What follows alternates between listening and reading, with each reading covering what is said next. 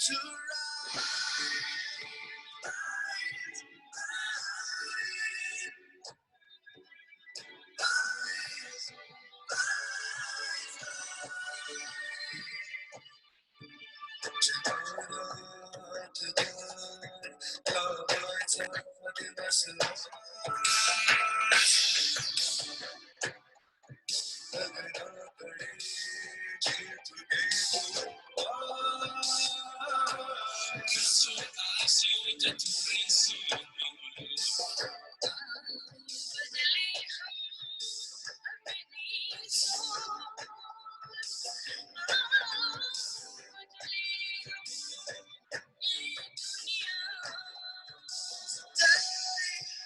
It's just the perfect day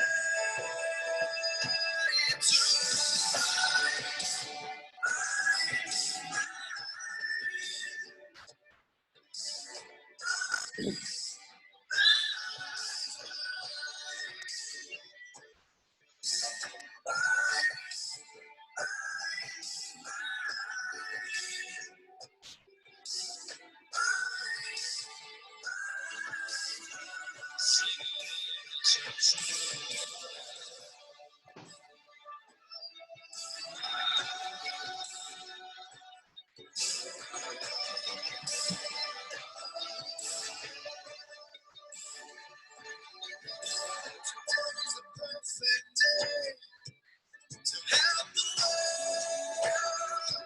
Every day's a perfect day to help the world turn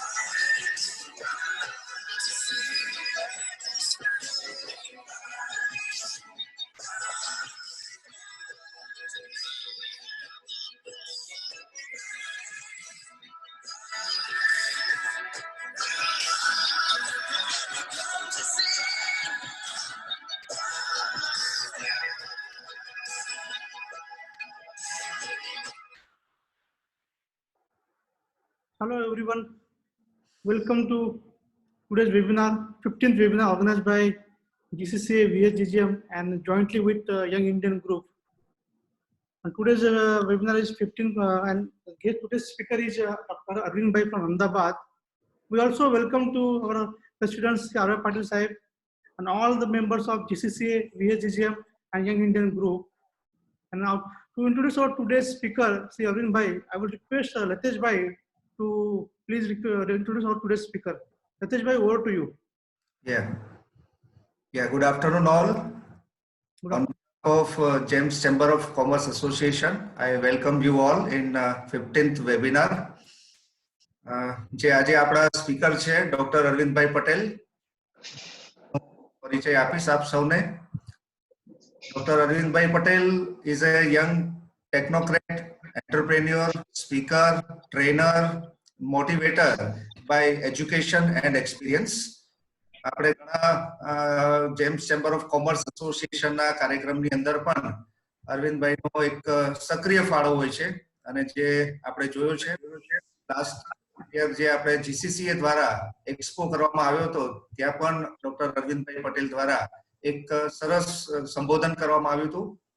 So he traveled throughout the world to spread the message of create made in India brand જે એમની એક speciality છે. આગળ વાત કરીશ આપને. Dr. Arvind Patel is a more than 30 years of experience and acquire knowledge of versatile operation like manufacturing, marketing, planning and brand building.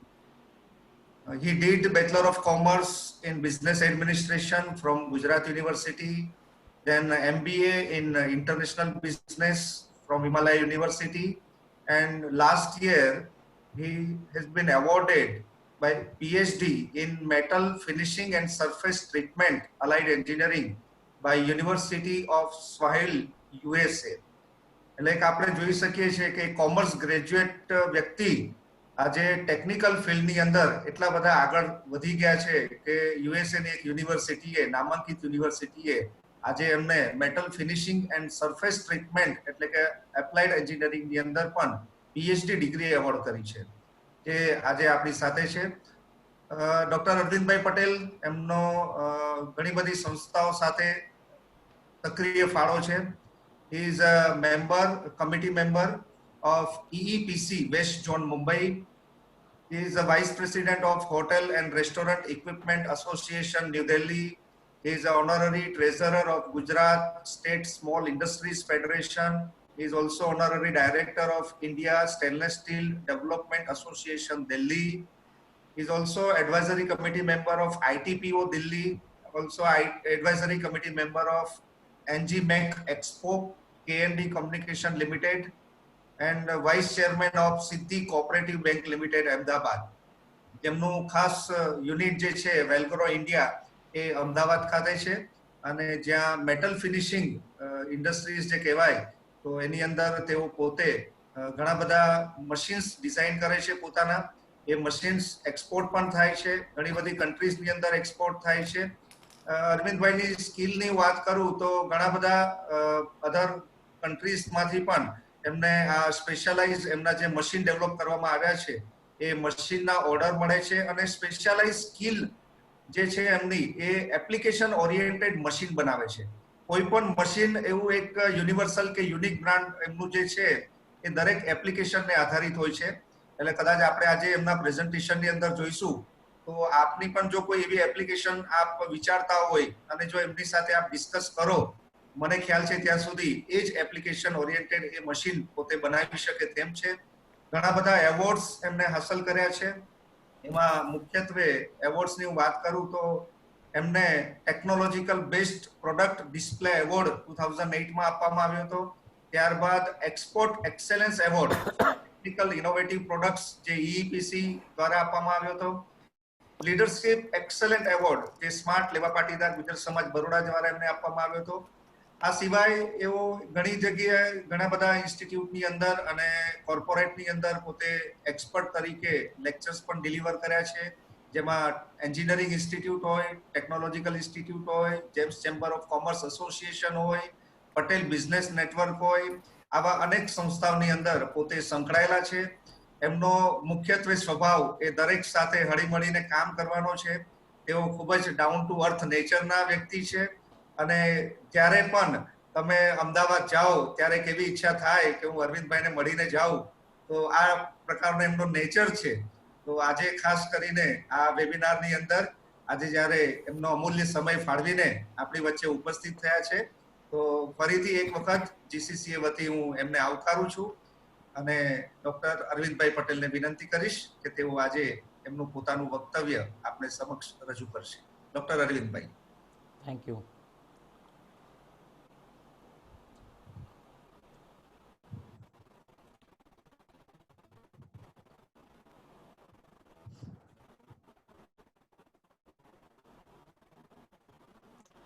Thank you, Latishbhai,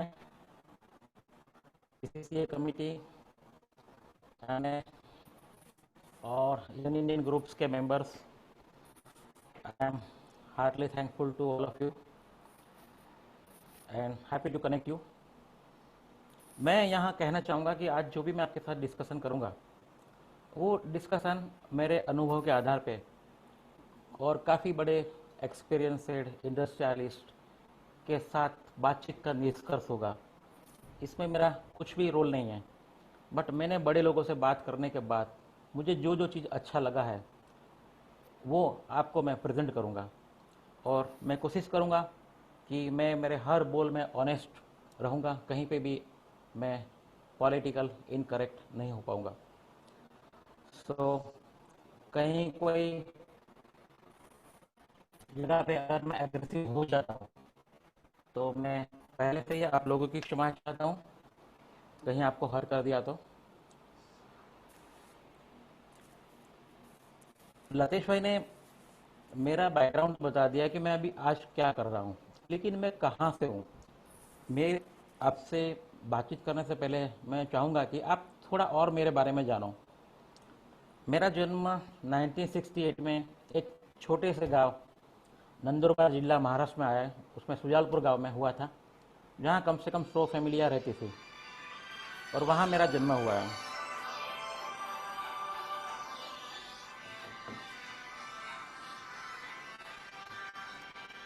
मेरा education हमेशा एवरेज कैलकुलेशन में रहा हुआ है। एक मिनट में इसको बंद कर देता हूँ। सॉरी, 1968 में मेरा बॉर्न था। एवरेज एक फार्मर फैमिली में मेरा बैकग्राउंड है। मेरी पढ़ाई भी एक आम स्टूडेंट जो बिलो लेवल मिडिल क्लास के लोग होते हैं वैसी पढ़ाई मेरी हुई है। अप टू 12th तक मैंने कहीं पे भी 45% से ज़्यादा मार्क नहीं लाया हूँ। लेकिन 12th में फाइनल एग्ज़ाम में मुझे ट्रिगर लग गया कि मुझे कुछ करना है। अगर मैं कुछ नहीं कर पाया तो मैं भी एक आम इंसान की तरह ही आऊँगा और चला जाऊँगा। तो एक ड्रीम था कि मुझे बहुत बड़ा आदमी बनना है। बड़ा बनना है लेकिन गोल नहीं था, सिर्फ ड्रीम था कि बड़ा बनना है। कैसे बड़ा बनना वो नहीं मालूम था। और एक विज़न आ गया मुझे कि मैं भारत देश का नाम रोशन करूं, क्योंकि भारत का नाम आज भी अगर हम कहीं इंडिया के बाहर जाते तो इतना रिस्पेक्ट से नहीं देखा जाता। टेक्नोलॉजिकली एडवांस हम नहीं हैं और हमारा एटीट्यूड भी, हमारे पब्लिक का एटीट्यूड भी अभी ग्लोबलाइजेशन एक्सेप्टेंस लेवल पे नहीं आया हुआ है। तो मेरा एक विज़न था कि मैं इंडिया का ब्रांड बनाऊं। तो बचपन से ही मेरा विज़न था। लेकिन मुझे रास्ता कौन दिखाए, क्योंकि मैं पढ़ाई कर रहा था, एवरेज फैमिली में था और पापा का मिल भी बंद था। तो वहाँ फाइनेंशियल क्राइसिस भी थी पढ़ाई के टाइम पे। तो पढ़ाई के साथ साथ मैंने पढ़ाई का खर्चा निकले इसके लिए पार्ट टाइम मैं एक ऑफिस में ऑफिस बॉय की तरह काम करता था, जहाँ पे जो भी कोई गेस्ट आए उनको पानी पिलाना, या ऑफिस बॉय जो भी रूटीन काम करता है, कचरा पोता, झाड़ू मारना, ये सब काम करता था। और वहाँ से जो मुझे थोड़ा बहुत खर्चा मिल जाता था, उस वक्त मुझे खर्चा मिला मेरा 100-200 अभी तो मिलता, तो ज़्यादा कभी नहीं मिला है। और इसी एडवोकेट के साथ मैंने काम किया था और वो एडवोकेट आज मेरे कंसल्टेंट हैं। बाद में अपने खर्चे निकालने के लिए जब FY SY TY में जब स्टडी कर रहा था तो एक छोटी सी रेस्टोरेंट में मैं एक कैप्टन की तरह काम करता था, क्योंकि मेरा एटीट्यूड थोड़ा पॉजिटिव था। तो मेरे बॉस ने मुझे कैप्टन के तौर पर रखा था, मेरे हाथ के नीचे वेटर रखे थे। लेकिन कभी कभी वेटर ना मिलने की वजह से या तो वेटर कम होता था तो मैं कैप्टन न बन के वेटर बन के भी सर्व करता था। और वहाँ से मैं एक हॉस्पिटैलिटी सीखा कि आम पब्लिक से कैसे बातचीत किया जाए, कस्टमर के साथ कैसे बात करना होता है, उसको कैसे रिस्पेक्ट देना होता है। तो ये मैं वेटर या कैप्टन के रोल में मैंने 2 साल जॉब किया और वहाँ मैं सीखा। और वो शॉप जो आज, उस वक्त जो रेस्टोरेंट का नाम था द भगवती चाट सेंटर, वहाँ चाट बनाने का काम था। और गुजरात में पहली बार दिल्ली से चांदनी चौक से चाट वाला कोई शॉप आया हो तो भगवती चाट सेंटर था। उसका मैं मैनेजर कहो, कैप्टन कहो, वेटर कहो, सभी जिम्मेदारी मुझे दी थी वो रेस्टोरेंट को चलाने की। और आज वो चाट सेंटर द ग्रांड भगवती के नाम से 5 स्टार होटल अहमदाबाद में, सूरत में, इंदौर में है। और बाद में वहाँ से मैं हेवमोर आइसक्रीम कंपनी में क्लार्क के तौर पे लगा और वहाँ मैं पूरे गुजरात का डिस्पैच इंचार्ज था। और आज हेवमोर आइसक्रीम कंपनी भी 2000 करोड़ में सेल हो चुकी है। तो मेरा जो ड्रीम था बड़ा आदमी बनना है, तो मुझे जॉब जैसे मिलती गई वैसा वैसा मुझे ड्रीम से सक्सेस मिलने की उम्मीदें बढ़ती गई। हर बॉस में मुझे पॉजिटिविटी दिखी, हर बॉस में मुझे ऐसा लगा कि अगर ये कर सकता है तो मैं भी कल जाके बिजनेसमैन बन सकता हूँ। और मैंने जब जब जॉब किया तब दिल से जॉब किया, एज ए एंटरप्रेनर किया, क्योंकि मैं सोचता था कि मैं एम्प्लॉय नहीं हूँ, मैं वर्क नहीं हूँ, मैं नौकरियात नहीं हूँ, बट मैं एक एंटरप्रेनर हूँ। मैं मेरे बॉस को मेरा टाइम बेच रहा हूँ और मेरा टाइम अगर अच्छी तरह से मैंने मेरे बॉस को सेल किया तो वो मेरा नौकरी हमेशा सिक्योर रखेगा, मुझे हमेशा प्यार देगा, मुझे हमेशा सराहेगा, मुझे हमेशा आगे बढ़ाएगा। तो एज ए एंटरप्रेनर के तौर पे ही मैंने मेरे कंपनियों में काम किया है और वहाँ से मैं सक्सेस पॉजिटिव थॉट्स उठा उठा के आगे बढ़ता गया। और यही एंटरप्रेनर स्किल ने मुझे 88-89 में एक स्क्रीन प्रिंटिंग का बिजनेस सिखा दिया कि पहले स्क्रीन प्रिंटिंग कर ले अरविंद, वहाँ तो खुद बिजनेस भी कर सकता है, इन्वेस्टमेंट भी 4-5 हज़ार रुपया, ये पापा को बर्डन नहीं पड़ेगा। तो मैंने छोटा सा स्क्रीन प्रिंट का सामान खरीद लिया, स्क्रीन प्रिंटिंग का ट्रेनिंग लिया, और 2 साल मैंने visiting card, letter head, stickers, ये सब छापने का कामकाज किया। और इस तरह से मेरा स्क्रीन प्रिंटिंग का काम स्टार्ट किया। अब धीरे धीरे मुझे ऐसा लगा कि नहीं, ये बात तो सही, काम तो हो रहा है, लेकिन साथ साथ इस काम से कुछ और भी काम जुड़ना पड़ेगा। तो मैंने 1991 में एक ट्रेडिंग फर्म खोल दिया, भगवती सेल्स कॉरपोरेशन। उसमें प्रिंटिंग का भी काम करता था और हार्डवेयर टूल्स एक जगह से लाके दूसरी जगह पे सेल भी करता था। और उस वक्त एक ही मकसद था कि जब मैंने जॉब छोड़ा था हैवमोर आइसक्रीम कंपनी का, तब मेरा सैलरी 1800 रुपया था। मैं 88 की बात करता हूँ।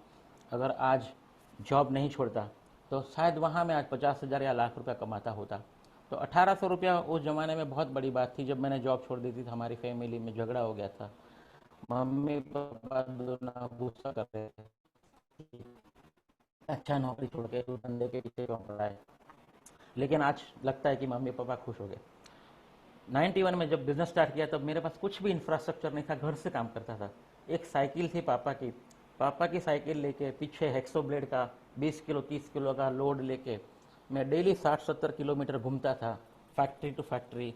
और जो कस्टमर जो हेक्सो ब्लेड मांगे या ड्रिल बीट मांगे या पाना पकड़ मांगे, उनको सप्लाई करता था और वापस दूसरे तीसरे दिन पैसे लेने उनके पास जाता था। ऐसे मैंने 95 तक मेरी फैक्ट्री चलाई, मेरा ट्रेडिंग फर्म चलाया। 95 में 94-95 में मैं थे 3M कंपनी का डिस्ट्रीब्यूटर बना, और 3M कंपनी ने मुझे अवार्ड दिया कि गुजरात का अच्छा बेस्ट सेल्समैन को अवार्ड दिया मुझे, क्योंकि मैंने हाईएस्ट सेल किया था इंडिया से। और 95 में फिर मैंने 96 में एक छोटा सा फैक्ट्री डाला, छोटा सा वर्कशॉप, फैक्ट्री तो नहीं कहेंगे, छोटा सा वर्कशॉप डाला, जिसमें एक लेथ एक ड्रिल मशीन था। और वही प्रोडक्ट बनाने लगा कि जो 3M कंपनी से मैं खरीद के बेचता था, उसी में से रॉ मटेरियल में से मैंने थोड़े थोड़े छोटे मोटे ब्रश बनाने चालू किए और सप्लाई करना चालू किया वेलग्रो इंजीनियर्स प्राइवेट लिमिटेड के नाम से। और आज वेलग्रो इंडिया लिमिटेड के नाम से मेरे पास 2 फैक्ट्री है, और वेलग्रो इंजीनियर्स प्राइवेट लिमिटेड में हम एब्रेसिव ब्रश बना रहे हैं, वर्ल्ड वाइड एक्सपोर्ट कर रहे हैं। और वेलग्रो इंडिया लिमिटेड के अंदर हम लोग उसी ब्रश का जहां इस्तेमाल होता है वही फॉरवर्ड इंटीग्रेशन लिया हम लोगों ने, और वहाँ मशीनरी बनाना चालू किया ताकि मशीन फैक्ट्री ब्रश फैक्ट्री को चलाए। आज वेलग्रो इंडिया लिमिटेड के पास मोर देन 200 एम्प्लॉई है, 200 फैमिली का गुजरान चल रहा है। और 200 फैमिली के साथ साथ अगर एक फैमिली में 4 आदमी भी गिनते हो तो 1000 आदमी का रोजगारी पूरा हो रहा है। लेकिन आज माहौल ऐसा हो चुका है इतना अचीवमेंट करने के बाद कि कोविड के बाद आज एक क्वेश्चन मार्क बढ़ा आ चुका है कि आगे क्या क्या पॉसिबिलिटी है। तो आज हम लोग वही डिस्कशन करेंगे। लेकिन साइकिल से जब मैंने पहले सैंट्रो गाड़ी खरीदी थी, तब सैंट्रो गाड़ी 1 साल तक मुझे ऐसा लगता था कि ये मेरी नहीं है, किसी और की है, क्योंकि मम्मी भी बता रही थी कि अरविंद ये किसकी तू लेके आया। तो कहने का मतलब है कि ड्रीम था, बस कुछ करना है, गोल नहीं था। तो कुछ करके दिखा के आज यहाँ तक तो पहुँचा हूँ मैं। और आज सोशली काफ़ी ऐसे बड़े बड़े इंटरप्रेन्योर, इंडस्ट्रियलिस्ट, पॉलिटिकल ब्यूरोक्रेट्स सबके साथ अच्छी तरह से काम निकाल लेता हूँ। चंद्रबाबू नायडू से भी मुझे आधे घंटे मीटिंग करने का मौका मिला था। नरेंद्र मोदी जब चीफ मिनिस्टर थे गुजरात के, तब मैंने नरेंद्र मोदी जी के साथ और अनिल भाई अपोलो मशीनरी उद्योग मंत्री थे, उनके साथ एक बड़ा सा सेमिनार किया था Gujarat state small industries federation के नाम से। और वो प्रोग्राम फंड रेजिंग था, वो भी बहुत सक्सेसफुल हुआ था। तो मेरे प्रेसिडेंट उस वक्त के मेरे ट्रेजरर उस वक्त के मेरे पे बहुत भरोसा करते थे कि अरविंद तेरे पास स्किल है तो तू ये सब काम भी हाथ में ले, अगर सोशल सेवा करेगा तो तेरा बिजनेस भी बढ़ेगा। तो इस तरह से आज काफ़ी सोशल एसोसिएशन में एफिलेटेड हूँ और अपनी सेवाएं दे रहा हूँ। आज जो भी हम डिस्कस करेंगे वो कंटेंट ऐसा है चैलेंजेस। कोविड के बाद चैलेंजेस ज़बरदस्त आ चुका है कि क्या कर सकते हैं एंटरप्रेन्योर और एम्प्लॉई। मैंने पहले ही बता दिया कि एंटरप्रेन्योर के लिए नहीं है, एम्प्लॉय के लिए भी है, क्योंकि मैं समझता हूँ एम्प्लॉइज ऑल्सो एंटरप्रेन्योर। वो अपना टाइम बेचता है, वो अपना स्किल बेचता है। इसलिए इस वेबिनार में जो जो लोग भी जुड़े हुए हैं वो सभी एंटरप्रेन्योर है। अपने आप को एंटरप्रेन्योर समझोगे तो आज नहीं तो कल आप आगे बढ़ोगे। मेरी कहानी जैसे साइकिल से सैंट्रो की बताई, सैंट्रो के बाद तो बहुत कुछ है, लेकिन कहने का मतलब ये है कि अगर आपके पास जुनून है तो सब कुछ कर सकते हो। और वही जुनून आज सिखाऊंगा कि इस कोविड के बाद हम लोग कैसे टिक सकते हैं, हमारे पास क्या अपॉर्चुनिटीज़ है, एक बिजनेस को ब्रांड में कैसे कन्वर्ट किया जाए, और मेक इन इंडिया का जुनून कैसे बनाया जाए। जब मैं 12th में था तभी से अगर मेरे दिमाग में मेक इन इंडिया या तो मेड इन इंडिया का ब्रांड डेवलप करना ये जुनून था, तो आज की तारीख में मैं 16 देशों में एक्सपोर्ट कर रहा हूँ। इसका रीज़न एक ही है कि वो जुनून ही काम कर रहा है। और मैं साथ साथ ये भी सिखाऊंगा या ये भी आपको बताऊंगा कि बिजनेस में मोस्ट इम्पोर्टेंट थिंग्स क्या होती है। कहने का मतलब ये है कि अगर आप चाहोगे तो बहुत आगे बढ़ सकते हो। If you are not ready, don't approach to kill the opportunity. अगर आप रेडी नहीं हो तो कोविड के बाद जो अपॉर्चुनिटी आपको मिलने आने वाली है उसको किल करने की कोशिश मत करो, क्योंकि विदाउट योर प्रिपरेशन आप अपॉर्चुनिटी करने जाओगे तो आप फंसोगे, आप बिल्कुल फंसोगे। अपॉर्चुनिटी को एक्सप्लोर करना है तो आपको प्रिपेयर होना पड़ेगा पहले, और आपके अंदर एक सुपर कॉन्फिडेंट डेवलप करना पड़ेगा, तभी आप अपॉर्चुनिटी के पास जाओगे। हाफ प्रिपरेशन करके जाओगे तो आपके लिए ये खेल बहुत डेंजर हो सकता है, क्योंकि 1 जनवरी 2020 में वर्ल्ड ओवर जितने भी स्टार्टअप थे वो क्लोज हो चुके हैं। जितने भी स्टार्टअप वर्ल्ड ओवर 1 जनवरी 2020 को स्टॉप हो चुके हैं, और जितने थोड़े मोड़े स्टार्टअप जो चल रहे थे, जो फंडिंग का इंतजार कर रहे थे, वो कोविड आने के बाद बिना फंडिंग बिल्कुल क्लोज हो चुके हैं।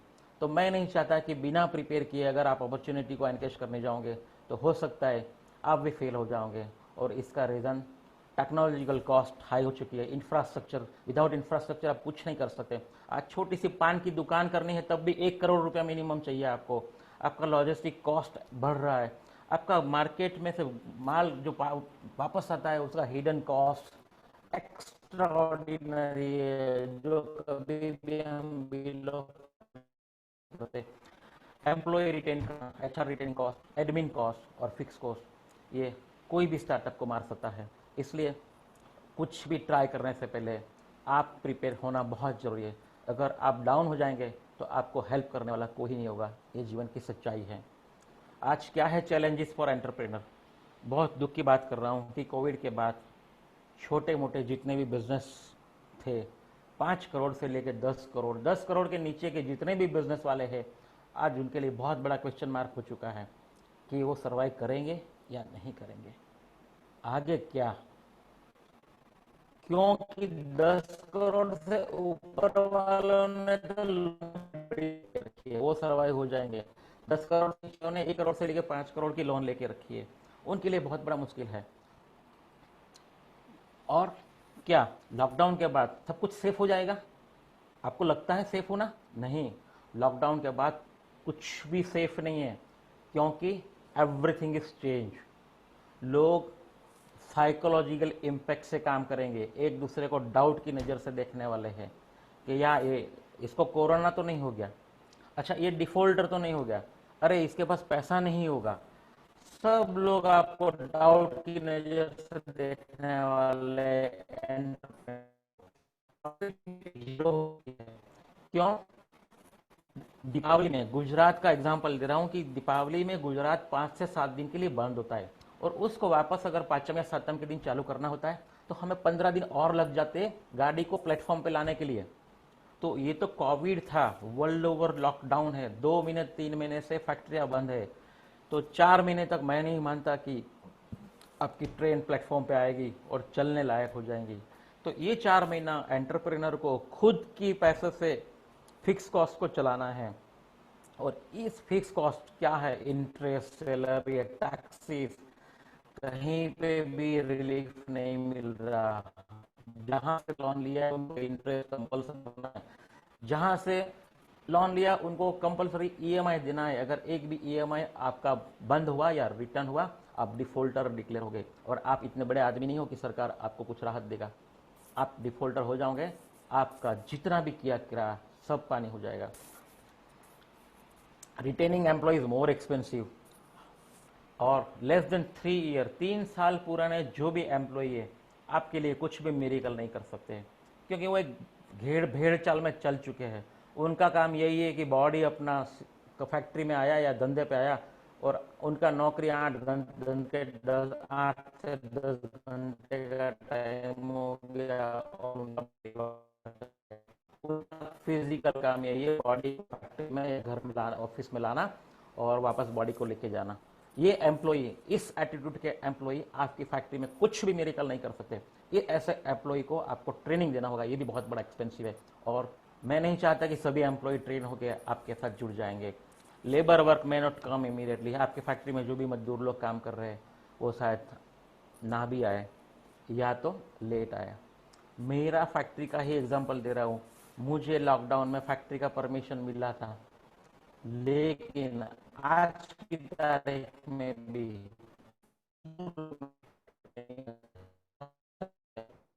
क्योंकि हमें ऑफिस स्टाफ को मालूम है कि बिजनेस चलाना है, आगे बढ़ाना है। तो कहने का मतलब है विदाउट मजदूर अब ऑफिस स्टाफ भी हम लोग क्या करेंगे। तो एक बहुत बड़ा चैलेंज है कि लेबर लाएंगे कहाँ से हम लोग। अरविंद भाई, या बहुत डिस्टर्बेंस आ रहा है आपका आवाज में, नेटवर्क आवाज स्लो आ रहा है। नेटवर्क इश्यू लग रहा है आपके पॉइंट से। एक मिनट में चेंज।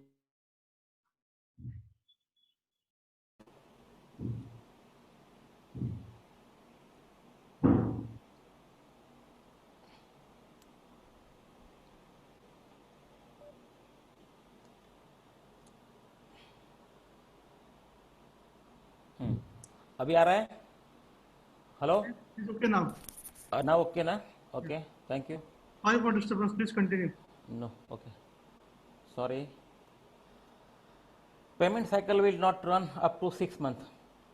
6 महीने तक किसी का भी पेमेंट साइकिल नहीं चलना है। जिसको भी अगर आप पेमेंट के बारे में पूछेंगे, भाई मेरे को पेमेंट चाहिए, या कोई आपसे पेमेंट मांगेगा, आपके पास पेमेंट ही नहीं है तो आप पेमेंट साइकिल कैसे चालू करोगे।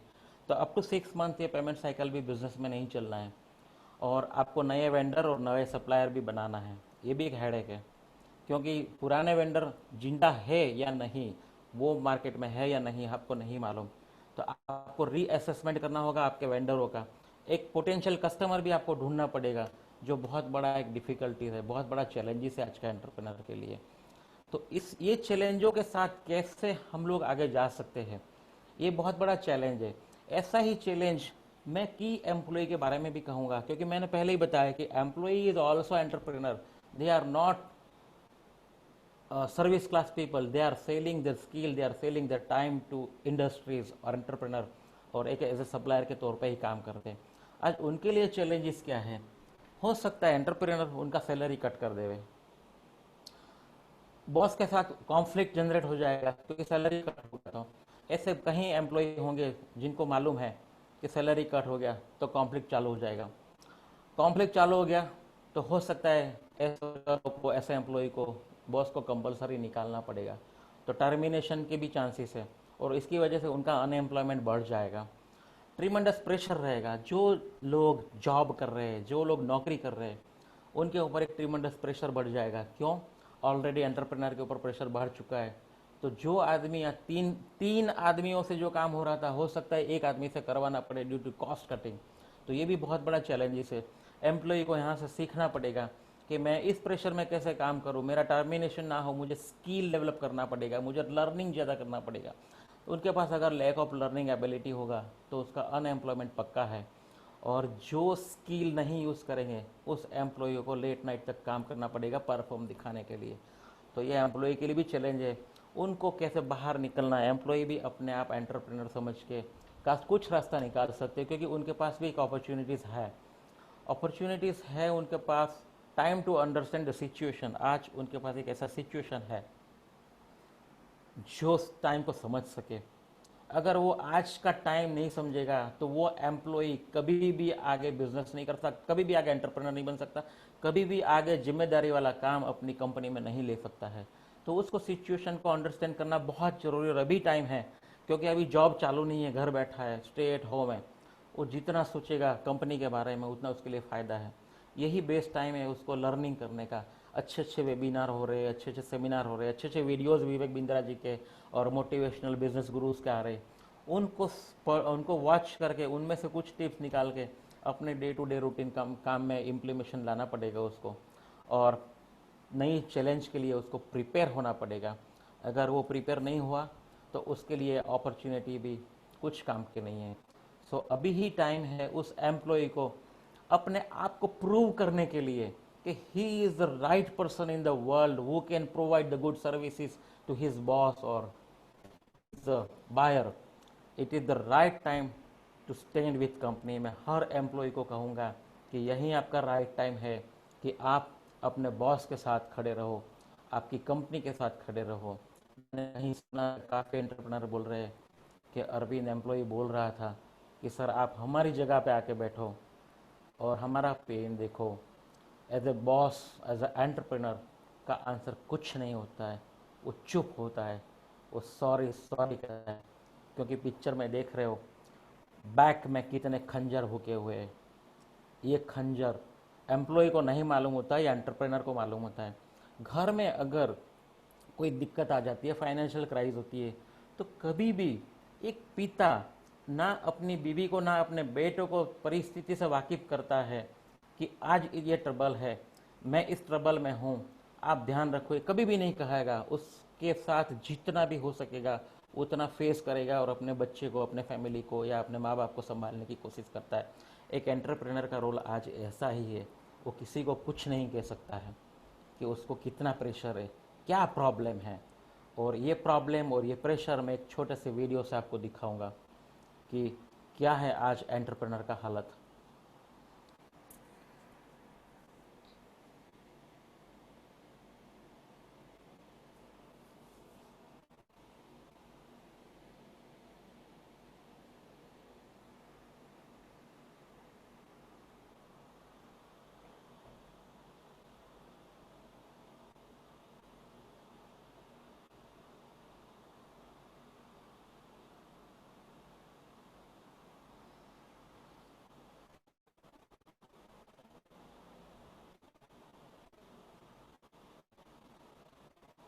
Arvind bhai, you're not audible.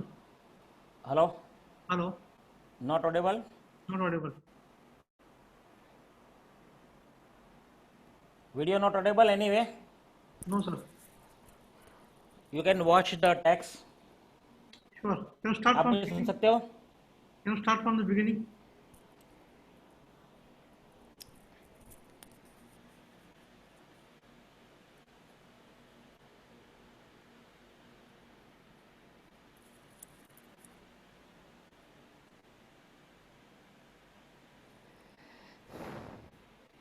Single minute भी वेस्ट नहीं करना है। Your boss is looking for new potential collaboration planning and next move.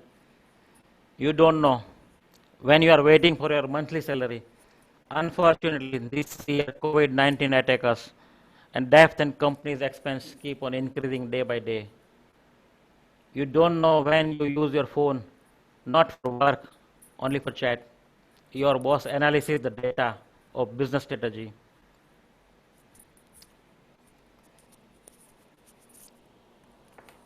The boss has many concerns.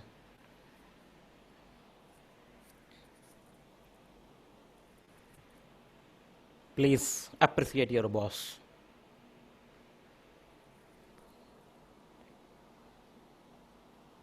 We are all in the same boat. Crew can escape, but captain cannot. This is the time to help your boss.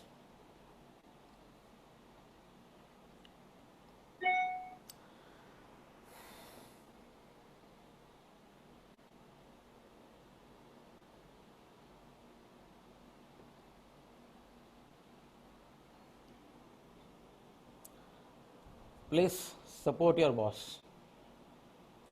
क्योंकि जहाज में crisis आती है तो पहले पैसेंजरों को उतारा जाता है, बाद में क्रू उतरते हैं और बाद में कैप्टन उतरता है। और हो सकता है कि सबको सेफ करने तक कैप्टन भी जहाज में डूब सकता है।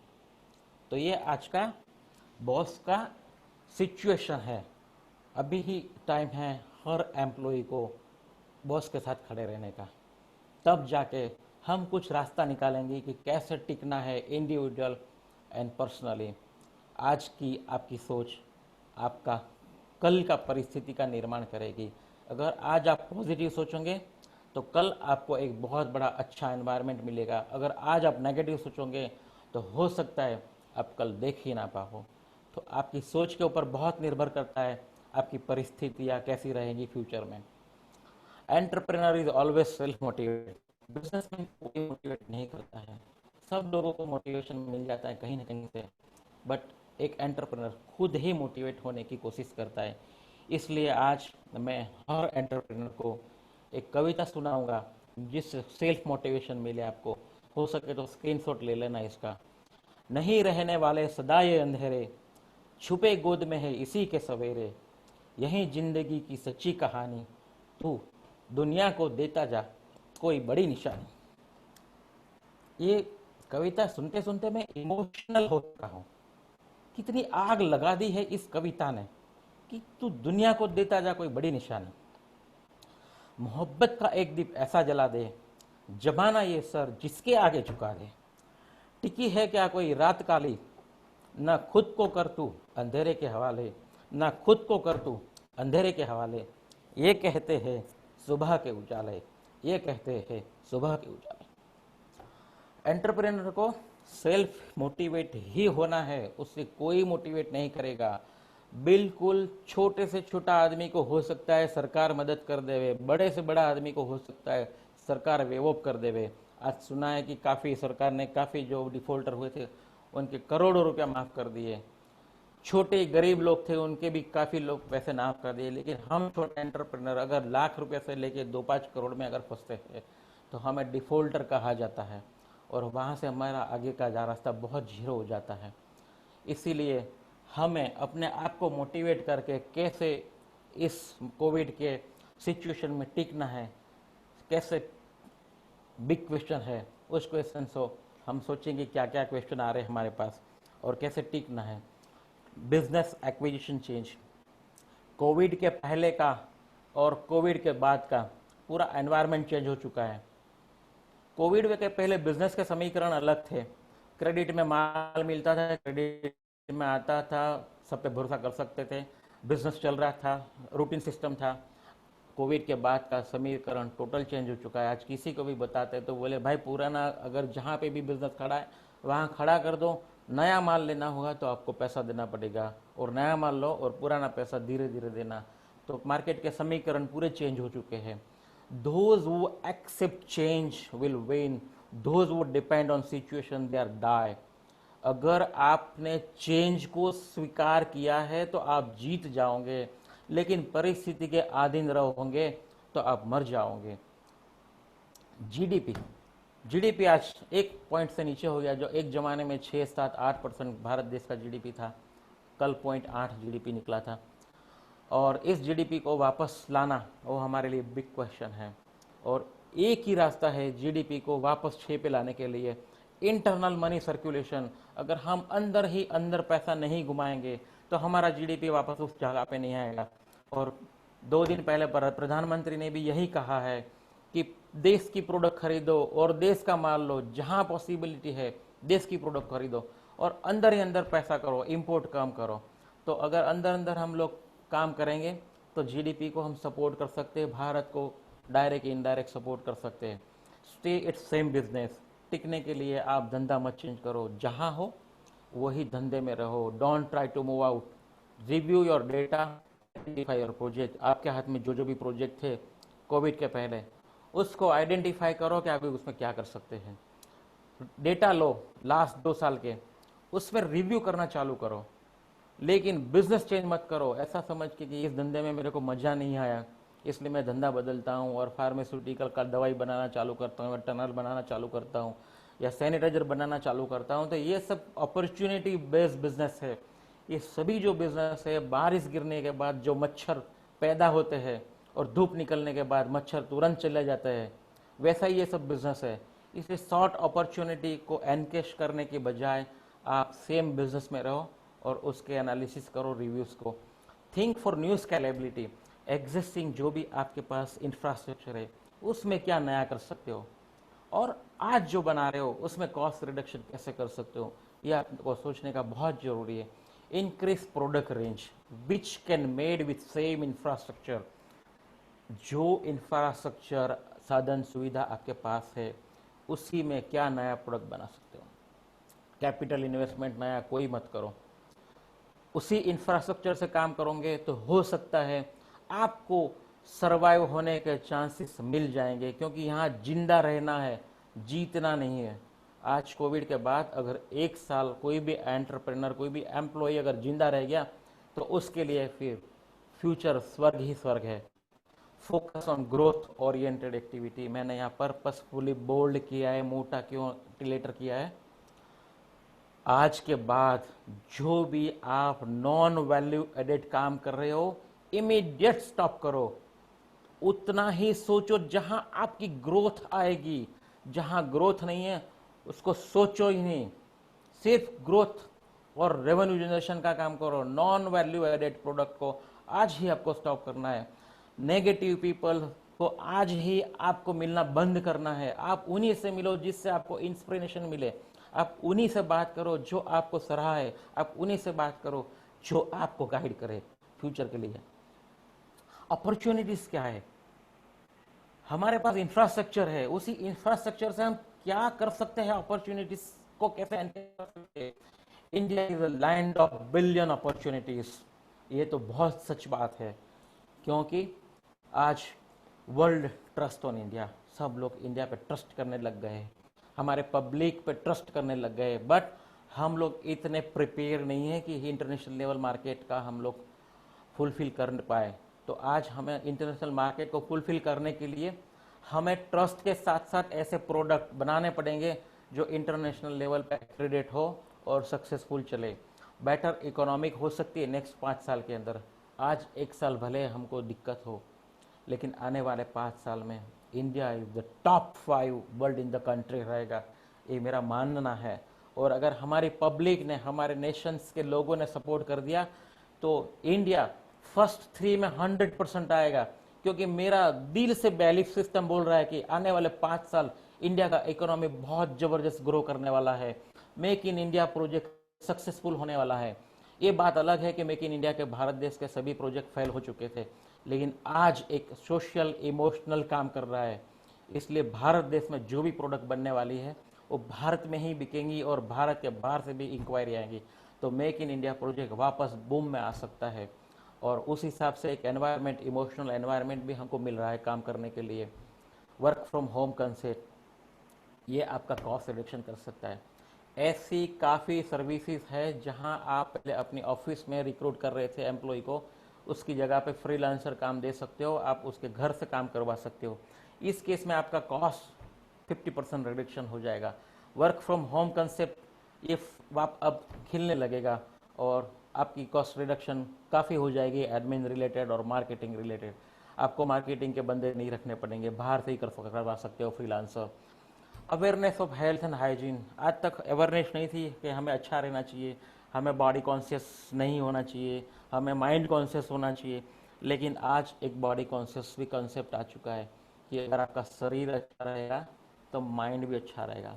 मन तभी अच्छा रहता है जब आपका तन अच्छा रहता है, और तन अच्छा रखने के लिए आपको हाइजीन सोसाइटी रखना पड़ेगा, हाइजीन इंडस्ट्रीज रखना पड़ेगा, हाइजीन फूड खाना पड़ेगा, हाइजीन एक्टिविटी। तो एक अवेयरनेस हेल्थ रिलेटेड भी आ चुका है और कंट्री बिकम मोर यूनाइटेड हो चुका है। आज एक दूसरे के फोन में पर्सनल कंसर्न कर रहा है, आप सब ठीक हो ना, फोन कर रहे लोग, सर आप ठीक हो ना, भाई आप ठीक हो ना। तो कंट्री अब हिंदू मुस्लिम सिख ईसाई की जगह पे अब हो चुका है मोर यूनाइटेड, एक दूसरे के लिए एक जान दे रहे हैं, जानने वाले को न जानने वाले को भी हेल्प मिल रहा है। ये बहुत अच्छी सिचुएशन है आज इंडिया की। डोमेस्टिक प्रोडक्ट डिमांड में इंक्रीज रादर देन इम्पोर्टेड। अगर ऑप्शन मिला इंपोर्ट का तो इंडियन प्रोडक्ट की डिमांड बढ़ जाएंगी इंडिया के अंदर। तो ये डोमेस्टिक प्रोडक्ट का जो डिमांड बढ़ने वाला है उसको एनकैश करने के लिए ज़बरदस्त आपके पास प्लेटफॉर्म है, उसको पकड़ना पड़ेगा। और मार्केट डिमांड में भी क्विकली इंक्रीज, मैंने आगे की स्लाइड में बताया था कि 6 महीना तक बिजनेस नहीं होना है, एक संभावना है, लेकिन ये एक संभावना भी ये है कि आने वाले 2 महीने में हो सकता है कि बूम निकल जाए बिजनेस में कि लाओ लाओ मटेरियल दो मटेरियल दो मटेरियल दो। तो नेगेटिव सोच न करके पॉजिटिव सोच करके प्रिपेयर भी होना है कि जैसे ही आपके पास डिमांड आए तो आप with in couple of days या कपल ऑफ वीक में डिलीवरी करोगे। अगर आप प्रिपेयर नहीं रहोगे और आपने बता दिया कि 1 महीने बाद डिलीवरी, 2 महीने बाद डिलीवरी, आपने डाई होने के चांसेस यहाँ 100% मुझे दिख रहा है। तो हो सकता है कि 2 महीने में भी क्विकली डिमांड इंक्रीज हो सकता है। और इस डिमांड को फुलफिल करने के लिए क्या कर सकते हैं और इस अपॉर्चुनिटी जो हमको मिलनी है उसको कैसे बढ़ावा दिया जाए, उसका विकास कैसे किया जाए। धंधे के 3 स्टेज होते हैं। एक धंधा करना जिसको हम इंग्लिश में बिजनेस कहते हैं, एक व्यवस्था तंत्र करना जिसको हम ऑर्गेनाइजेशन कहते हैं, और थर्ड जो हाई एंड स्टेज है वो है ब्रांड बिल्डिंग करना। इस 3 स्टेप आपकी अपॉर्चुनिटी को एक्सप्लोरिटी करवा सकती है। बिजनेस में आप खुद काम करते हो, आपके लिए, आपके फैमिली के लिए, जिसको हम धंधा कहेंगे। आजकल जो भी छोटा मोटा धंधा है जहां 8-10 लोग काम कर रहे हैं वो धंधा ही है, जहां आप आपकी फैमिली के लिए काम कर रहे हो और कुछ 2-4 लोगों को एम्प्लॉय दे दिया, उन लोगों के लिए काम कर रहे हो। मैं कहूँगा अभी टाइम आ चुका है धंधे से आपको ऑर्गेनाइजेशन बनाने का, जहां आपकी टीम आपके लिए काम करती है और वहां आप ग्रोथ देख सकते हो। ऑर्गेनाइजेशन ग्रोथ आपको एक लिमिटेड ही मिलेगा। अगर आपको बहुत पैसा कमाना है तो आपको ब्रांड बनाना पड़ेगा, क्योंकि ब्रांड आपका गुडविल काम करता है। ब्रांड के अंदर जहां आपको या आपकी टीम को नहीं काम करना, आपकी गुडविल काम करेंगी। आपके कस्टमर और आपकी प्रोडक्ट आपकी ब्रांड के बारे में बोलेगा। तो बिजनेस, ऑर्गेनाइजेशन और ब्रांड, इसमें कोशिश करो ब्रांड बनाने का, क्योंकि एक बात जरूर से याद कर लो, पैसा ब्रांड ही बना सकता है, बाकी बिजनेस और ऑर्गेनाइजेशन सिर्फ आपको सर्वाइवल दे सकता है, आपको पैसा कभी नहीं दे सकता। पैसा करना है, पैसा कमाना है तो आपको आपकी ब्रांड को बनाने के लिए कोशिश करना पड़ेगा, क्योंकि बिजनेसमैन और बिजनेस कभी भी पैसा नहीं कमाता। पैसा व्यापारी या व्यवसाय कभी नहीं कमाते हैं। पैसा सिर्फ आपकी प्रोडक्ट कमाती है, और आपकी राइट प्रोडक्ट होगी तभी आपके पास पैसा बनेगा। तो you have to try to find out the right product from your basket. जो भी लास्ट 2 साल में ज्यादा से ज्यादा चीज बिकी हुई है उस प्रोडक्ट का लिस्ट आउट आज ही बनाओ और उसका प्रोडक्शन स्टार्ट करो, उसका मार्केटिंग स्टार्ट करो, उसको प्रमोट करने की कोशिश करो। राइट प्रोडक्ट ही आपका पैसा बनाएगी। Think about what you can sell. आप क्या सेल कर सकते हो, आप उसी के बारे में सोचो। आप क्या बना सकते हो उसी के बारे में सोचो, क्योंकि प्रोडक्ट जीतेगी, आप नहीं जीतने वाले। तो प्रोडक्ट के ऊपर फोकस करो। Business business business, you are not creating the business, you are perception creating the business. एक ड्रीम होता है, एक संभावना होती है, एक धारणा होती है जो आपको बिजनेस करने के लिए मजबूर करती है। आप अगर बिजनेस करते हो तो ये आपका भ्रम है। बिजनेस आपकी धारणाओं से चल रहा है, और आपकी धारणाएं आपको लेबल से ब्रांड में कन्वर्ट करने के लिए प्रोत्साहित करेगी, क्योंकि विदाउट ब्रांड आपका लेबल एक स्टिकर ही है, और स्टिकर की कोई कीमत नहीं है। 10 पैसा या 5 पैसे से ज़्यादा उसकी कोई कीमत नहीं है। लेकिन अगर उसको कन्वर्ट कर दिया ब्रांड के अंदर तो वो 10 पैसा का स्टिकर 10,000 करोड़ का हो सकता है। और इसी का एक एग्जांपल दूंगा कि हैवमोर आइसक्रीम कंपनी, जहां मैंने जॉब किया था और डिस्पैच इंचार्ज के तौर पर नौकरी किया था, वहाँ सेठ 25-30 लोग थे। हम लोग आइसक्रीम बनाते थे, बेचते थे, पूरे गुजरात में सेल करते थे। आज 6 महीने पहले लोटो कंपनी ने उस ब्रांड को 2000 करोड़ में खरीदा है। और हिस्ट्री देखने जाओगे तो हैवमोर आइसक्रीम कंपनी जब डिवाइड हुआ भारत देश, तब वहाँ से सतीश चंद्र चोना जी इंडिया आए थे, और कालूपुर रेलवे स्टेशन अहमदाबाद में एक लारी पे कोठी के अंदर आइसक्रीम बना रहे थे, और आज वही हैवमोर आइसक्रीम कंपनी 2000 करोड़ में बिकी है। तो समझ लीजिए कि इसमें उनका कितना योगदान होगा लेबल से ब्रांड को कन्वर्ट करने में। और क्या उनको तकलीफ नहीं हुई होंगी? इजीली थोड़ी सक्सेस हुए, मैंने उनका सक्सेस देखा है। बीच में गोकुल आइसक्रीम कंपनी आया, वाडीलाल आया, क्वालिटी आया, और सभी इतने रीच थे। उसी में छोटी सी हैवमोर आइसक्रीम कंपनी को खड़ा रहना मुश्किल था बहुत, लेकिन वो टिक गई अपने स्ट्रेटेजिक प्लान से, और आज वो एक बड़ी ब्रांड बन गई। और लोटो ने हैवमोर आइसक्रीम कंपनी का नाम न चेंज करके हैवमोर ही रखा। ये मेड इन इंडिया की बहुत बड़ी जीत है। ये मैं आपको एग्जांपल दे रहा हूँ। आप भी अपने लेबल को ब्रांड में कन्वर्ट करने की कोशिश करो, और ये तभी होगा जब आपके दिमाग में होगा बिजनेस इज एवरीथिंग, धंधा ही सब कुछ है। शाहरुख खान का एक डायलॉग मेरे दिमाग में, मेरे नस में, नस नस में है। अम्मी जान कहती है, कोई धंधा छोटा नहीं होता और धंधे से बड़ा कोई धर्म नहीं होता। रईस फिल्म का ये डायलॉग है। मैं कहूँगा कि एक बार हर एंटरप्रेन्योर को रईस फिल्म देखनी चाहिए, क्योंकि वहाँ कितनी गरीबी से शाहरुख खान ऊपर उड़ रहा है। हाँ, नेगेटिव रोल था वहाँ, एक डॉन का रोल है उस फिल्म में, लेकिन नेगेटिव में से भी आप पॉजिटिव लोगे, उसी को एंटरप्रेन्योर कहोगे। तो ये डायलॉग बहुत अच्छा लगा था। उसकी मम्मी कचरे से दारू की बोतल उठाती थी, और बेटे ने बोला कि ये क्या, मतलब पुलिस ने बोला कि ये क्या कर रही है, तो बोले मैं कचरा, मतलब कचरा उठा रही हूँ। तो पुलिस अधिकारी ने उसको कुछ बोला, तो वो बोल रही पुलिस को कि सर, ये मेरा धंधा है और धंधा से बड़ा मेरा कुछ काम नहीं है। तो ये जब शाहरुख खान छोटा था, बच्चा था, तब ये सुन लिया था, और तब जाके उसने ये डायलॉग बोला था कि कोई धंधा छोटा नहीं होता और धंधे से बड़ा कोई धर्म नहीं होता, अम्मी जान कहती थी। तो ये डायलॉग आपके दिमाग में लाना पड़ेगा, तब जाके आप ब्रांड बना सकते हो, क्योंकि नेगेटिव भी ब्रांड बन सकती है, पॉजिटिव भी ब्रांड बन सकती है। और ब्रांड बनाने के लिए मैंने सिंपल 5 स्टेप लिए हुए हैं, और वो 5 स्टेप अगर होगा तो आज बिजनेस से आप ऑर्गेनाइजेशन में कन्वर्ट होगे। और ये अगर 5 चीज़ अगर आपके पास होगी तो आप ब्रांड भी बना सकते हो।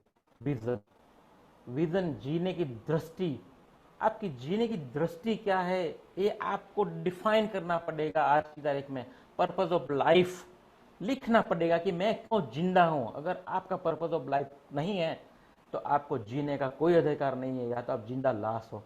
इसलिए आज ही आपको डिफाइन करना पड़ेगा कि मेरा पर्पस ऑफ लाइफ क्या है, मेरा जीने का लक्ष्य क्या है, मिशन क्या होना चाहिए, मेरा गोल क्या है, ड्रीम क्या है। अगर स्वप्न नहीं है आपके पास तो विजन और मिशन का क्या मतलब।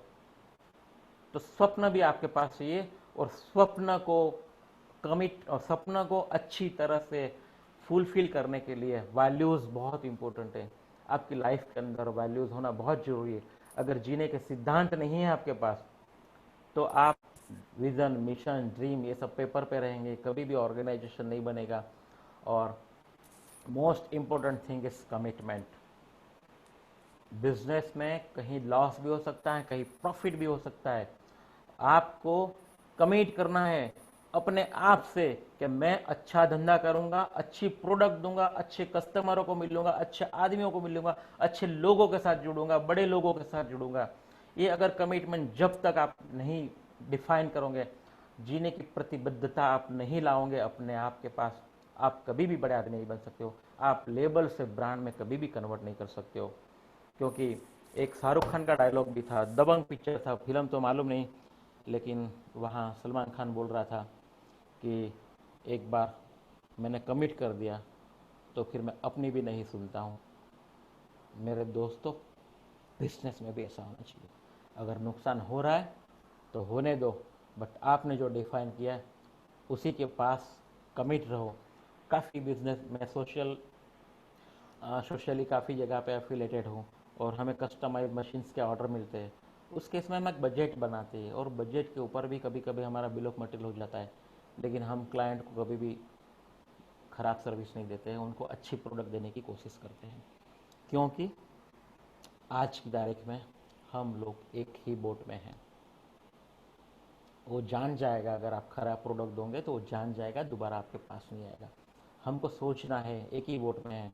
हम ये नहीं सोच सकते बोट के सेफ एरिया में हूँ, क्योंकि सामने वाले साइड में छेद गिरा है। वो छेद अगर बड़ा हो जाएगा तो आपकी पूरी बोट को जहाज डुबा देगी आपका। तो वो बोट पूरा डूब जाएगा। इस बोट ना डूबे इसलिए आपको आज ही से एक अच्छी सी टीम बना के कॉरपोरेट कस्टमर पे फोकस करना है, पोटेंशियल कस्टमरों का लिस्ट बनाना है आपको और उनको जाके मिलना है, नए कस्टमरों से मिलना है, नए कस्टमरों को प्रपोज करना है उनकी प्रोडक्ट के लिए। आप उनको जाके आपका प्रोडक्ट दिखाओ। Select profitable product from the current product range. आपके पास जो भी सेल कर रहे हो उसमें से कुछ प्रोडक्ट को सिलेक्ट करो और वो आपको प्रॉफिट में लेकर जा सकती है। Find out fast moving product from your sales data. Last 3-4 साल के डेटा लो, कौन सी चीज़ ज़्यादा सेल हुई, कौन से सेगमेंट में हुई, किस तरह के कस्टमर थे, वे उस डेटा को कलेक्ट करो और वहाँ उस कस्टमरों को अप्रोच करो। कॉस्ट मैनेजमेंट, हर डिपार्टमेंट का कॉस्ट सेंटर खड़ा कर दो। आपकी फैक्ट्री भले छोटी हो, 10 आदमी की क्यों ना हो, हर डिपार्टमेंट का एक कॉस्ट सेंटर चालू कर दो आप कि ये चीज़ मुझे कितने में पड़ी, और हर डिपार्टमेंट के हेड को एंटरप्रेन्योर बना दो और उसके डिपार्टमेंट को प्रॉफिटेबिलिटी कैसा लाया जाए उसका ट्रेनिंग देके उसको उसकी जिम्मेदारी दे दो, क्योंकि कॉस्ट मैनेजमेंट आपको बहुत इंपॉर्टेंट है। और most important thing is anything purchase, ask question to self. चाहे आप बिजनेसमैन हो, चाहे आप सर्विस क्लास पीपल हो, चाहे आप घर में रह रहे हो, आपको कुछ भी खरीदने से पहले, कुछ भी बड़ी एक्सपेंसिव या कैपिटल आइटम खरीदने से पहले ये चीज़ अपने आप को पूछना है, क्या ये जरूरी है? अगर अंदर से जवाब आता है हाँ, तो नेक्स्ट क्वेश्चन आपका होना चाहिए, क्या इससे मैं रेवेन्यू जनरेट कर सकता हूँ, इससे पैदा होगा पैसा? अगर जवाब मिलता है हाँ, तो तीसरा क्वेश्चन होना चाहिए, क्या ये मेरी एसेट्स होगी या लायबिलिटी होगी? अगर लायबिलिटी आती है तो आप इस प्रोजेक्ट को क्लोज कर दो। अगर एसेट्स आती है तो कैपिटल इन्वेस्टमेंट करो। अगर लायबिलिटी आती है तो 1 साल के लिए कोई भी कैपिटल इन्वेस्टमेंट ना करो। ये मेरा स्ट्रिक्ट रिक्वेस्ट है कि कैपेक्स आपको संभाल के रखना है, क्योंकि आने वाले 12 महीना आपको खुद की वर्किंग कैपिटल से जूझना है। इसलिए आपके बड़े पैसे कैपेक्स में ना चला जाए और नई लोन ना लो। अगर आपके पास विजन नहीं है, आपके पास फोरकास्ट नहीं है धंधे का, तो नई लोन भी मत लेना। जिसमें हो, जहां हो, उसी में से आप कोशिश करो रेवेन्यू जनरेट करने का, और आपके जो भी डेली एक्सपेंसेस हो रहे हैं उसको मॉनिटर करो और discard the all inventory and generate the cash on hand. आपकी फैक्ट्री में, आपके बिजनेस में, आपके घर में जो भी पुरानी चीज़ें, हम इंडियन लोग, हम भारतीय लोग इमोशंस के साथ जुड़े होते हैं। हमारा इमोशंस क्या होता है कि ये मेरे पहली मशीन थी, ये मेरे दादा ने दी थी, ये मेरे चाचा की याद थी, इसलिए छोटी बड़ी मशीनें या छोटे मोटे इक्विपमेंट हम हमारी ऑफिस में, फैक्ट्री में, घर में रखते हैं। उससे एक हमारा स्पेस लॉस तो होता ही है। वो अगर इमोशन को एक साइड करके अगर सोचो कि जरूरी है कि नहीं, इमोशन रखना चाहिए क्योंकि हमारा ब्लड के साथ रिलेशन जुड़ा हुआ है, लेकिन आप सोच लो आप कि इमोशंस या सर्वाइवल क्या इंपॉर्टेंट है। अगर ऐसा लगता है तो ऐसी ओल्ड इन्वेंट्रीज को आप सेल करके हाथ में कैश ले लो, क्योंकि आपका कैश ऑन हैंड ही आपको आने वाले 6 महीना 12 महीना आपको जिंदा रहने की उम्मीद दे सकता है। और बिजनेस में 5 मोस्ट इम्पोर्टेंट थिंग ये है सक्सेस करने के लिए। Building excellent relationship, meet new people, networking करो, लोगों से मिलो, नए लोगों से मिलो, नए लोगों से जुड़ो, उनके बिजनेस के बारे में सुनो, उसके बिजनेस के बारे में समझो, आपका बिजनेस उनको समझाओ, रिलेशनशिप बिल्डअप करो। खाली लोगों से मिलने से रिलेशनशिप नहीं होती, उनके साथ थोड़ा कंफर्ट एनवायरनमेंट भी आपको खड़ा करना पड़ेगा, तब जाके आपके साथ रिलेशनशिप डेवलप होगा। और रिलेशनशिप प्योर होनी चाहिए, स्वार्थ वाली नहीं होनी चाहिए, निस्वार्थ होनी चाहिए। आप इनोवेटिव प्रोडक्ट बनाने की कोशिश करो, भेड़ चाल में मत चलो। अगर आपका प्रोडक्ट इनोवेटिव है तभी आपका बिजनेस अभी आज सर्वाइव होगा।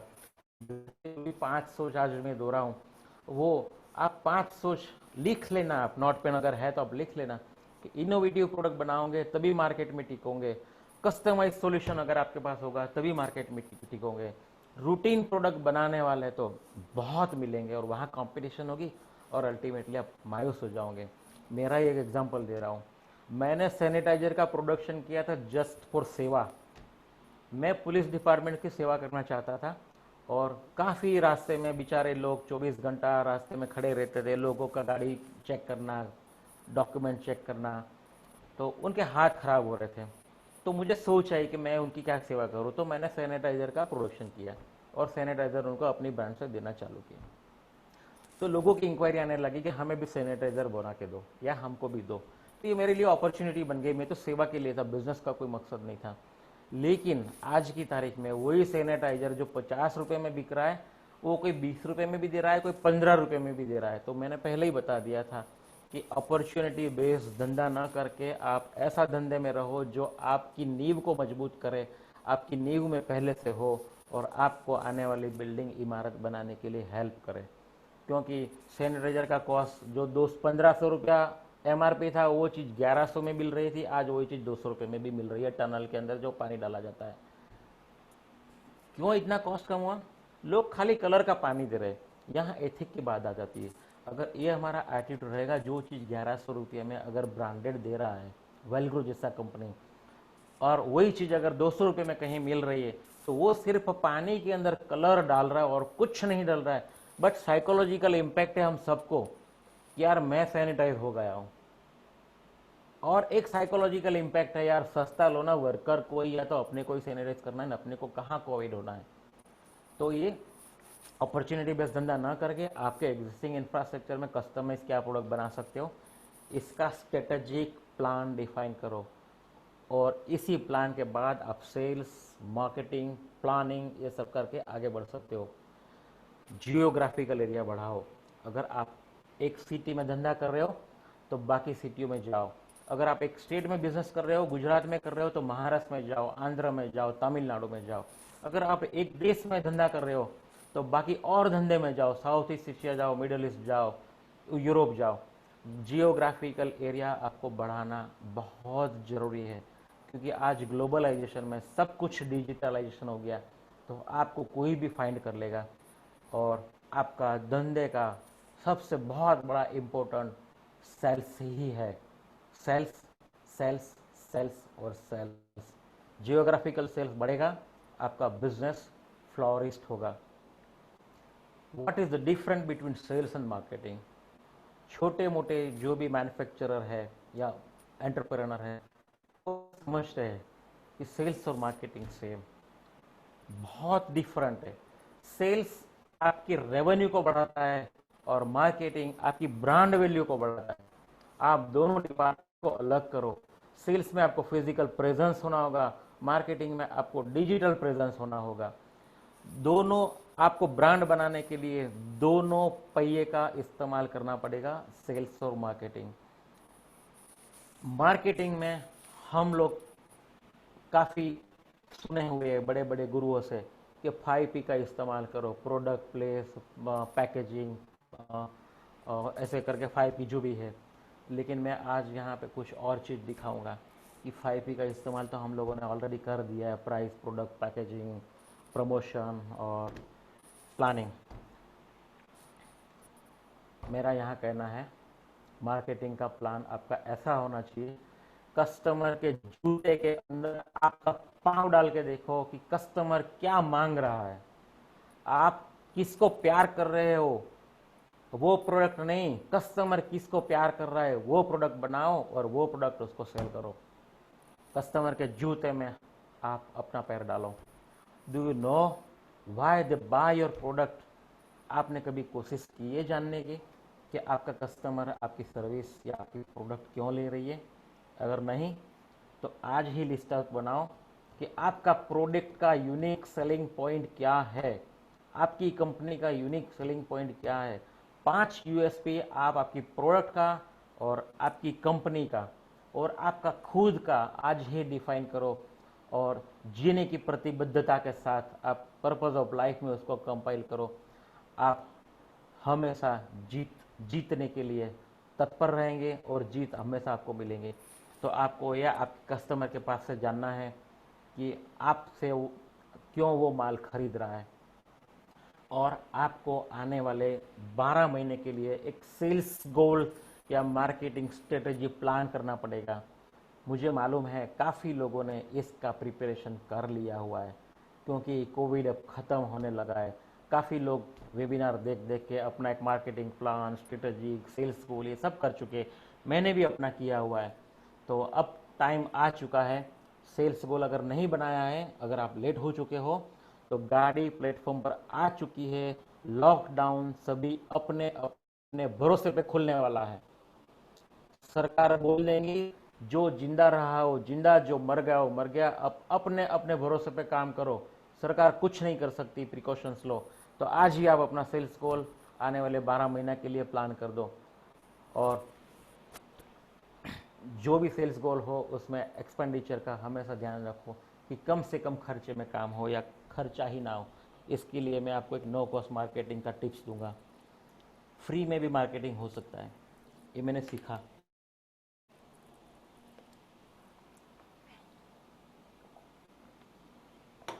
No cost marketing.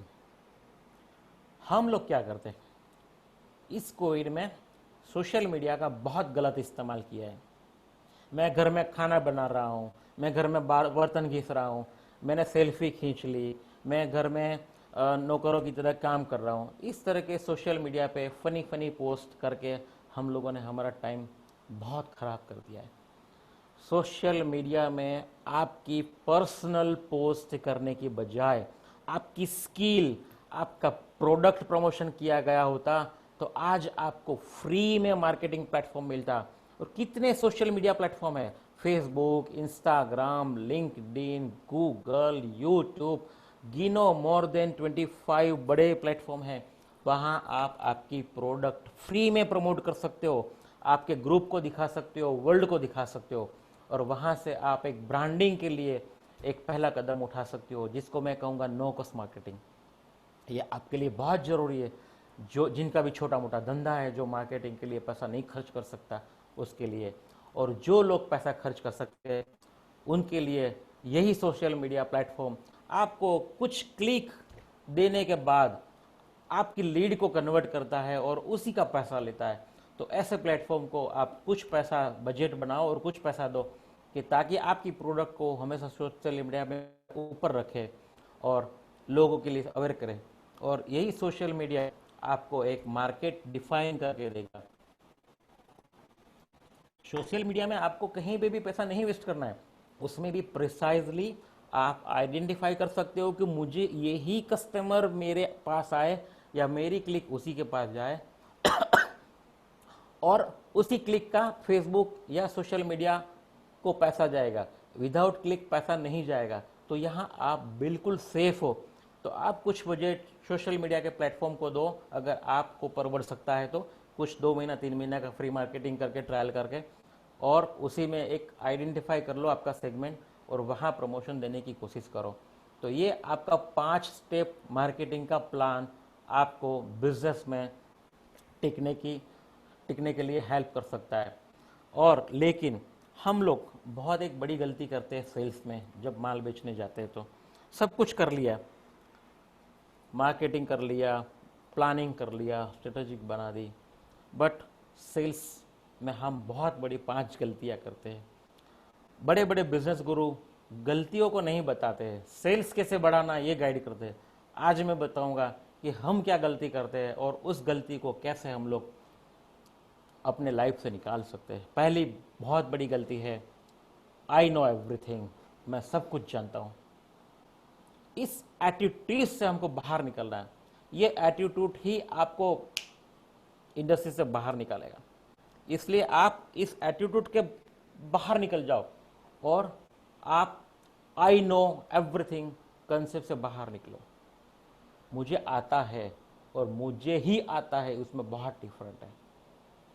सेकंड हमारा मिस्टेक है नॉट मेकिंग फ्रेंड फर्स्ट।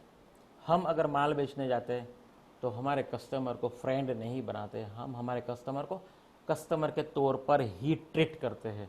सीधा जाके उसको बता दिया कि ये हमारा प्रोडक्ट है, ये काम में आएगा और आपको इतना फ़ायदा करेगा। सॉरी, ये आपका बहुत बड़ा सेकंड मिस्टेक है।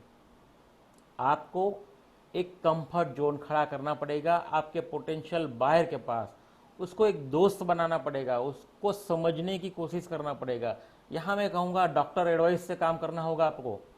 डॉक्टर क्या करता है, अगर कोई पेशेंट जाता है डॉक्टर के पास, तो उसका तो एक ही यूएसपी होता है कि चैलेंज होता है कि मुझे बुखार आ रहा है या सर दर्द होता है या तो पेट में दर्द हो रहा है, एक ही चैलेंज लेके जाता है। लेकिन डॉक्टर क्या करता है, उसको प्यार से बिठाता है, आइए आइए, हाथ का नाड़ी तपासता है, नाड़ी तपास करने के बाद उसके साथ बात करता है कि सर दर्द हो रहा है, पीठ दर्द हो रहा है, मुंह खोलो, जीभ बाहर निकालो, आ करो, जोर से बोलो। ये क्या है, कंफर्ट जोन खड़ा कर रहा है पेशेंट के अंदर, एक ऐसा पॉजिटिव थिंकिंग डाल रहा है कि पेशेंट को लगे कि यहाँ यही डॉक्टर बहुत अच्छा है और यही मुझे अच्छा कर सकता है। यही डॉक्टर एडवाइस आपको आपके बिजनेस में इम्प्लीमेशन करना है। अगर कोई कस्टमर चैलेंज लेके आता है तो उसकी चैलेंजेस को समझो, जानो और फिर उसको सॉल्यूशन दो। प्रोडक्ट बेचने की कभी मत कोशिश करो आप। ऐसी लिंक को ढूंढो जो आपको आपके कस्टमर के साथ दोस्त बना सकती है, जो आपका लाइक और आपके कस्टमर का लाइक हो सकता है। आप माल बेचने गए हो, आपका लाइक नहीं चलेगा, कस्टमर का लाइक आपके पास चाहिए। कस्टमर जो लाइक करता है उसी को आपको फॉलो करना पड़ेगा। लेकिन हम क्या करते हैं, हमारी प्रोडक्ट को सेल करते हैं, डॉक्टर एडवाइस हम भूल जाते हैं। तो आज के बाद जब प्रोडक्ट सेल्स करने जाओ तो डॉक्टर एडवाइस हमेशा याद रखना। चौथा हमारा मिस्टेक है, thinking the customer does not have enough money. Customer क्या, किसी के पास पैसा नहीं है, और कोविड के बाद तो कोई पैसा इन्वेस्ट नहीं करना है। तो money is not important in business. आपको आपकी प्रोडक्ट को इस तरह से रिप्रेजेंट करना है कि कस्टमर को ऐसा लगे कि मुझे ही ये ही प्रोडक्ट खरीदना है। अगर एक बार कस्टमर ने डिफाइन कर लिया कि हाँ यही प्रोडक्ट इम्पोर्टेंट है मेरे लिए और इसी से मैं मनी डेवलप कर सकता हूँ, तो वो पैसा कहीं से भी उठा के लाएगा, बैंक से कर्जा भी लेके वो आपके पास से प्रोडक्ट खरीदेगा। इसलिए आप ये एटीट्यूड से बाहर निकल जाओ कि उसके पास पैसा नहीं है, लेकिन आप ऐसा माहौल खड़ा करो कि कस्टमर को लगे कि नहीं, मुझे यही प्रोडक्ट मुझे हेल्प कर सकती है। एंड फिफ्थ बड़ा चैलेंजेस हमारे लिए ये है, बहुत बड़ा मिस्टेक, पुअर प्रेजेंटेशन स्किल। हमारा catalogue, visiting card, letter head, website, social media marketing, सब जगह पे डिफरेंट डिफरेंट कलर के प्रेजेंटेशन होते हैं और लाइक भी नहीं होता है।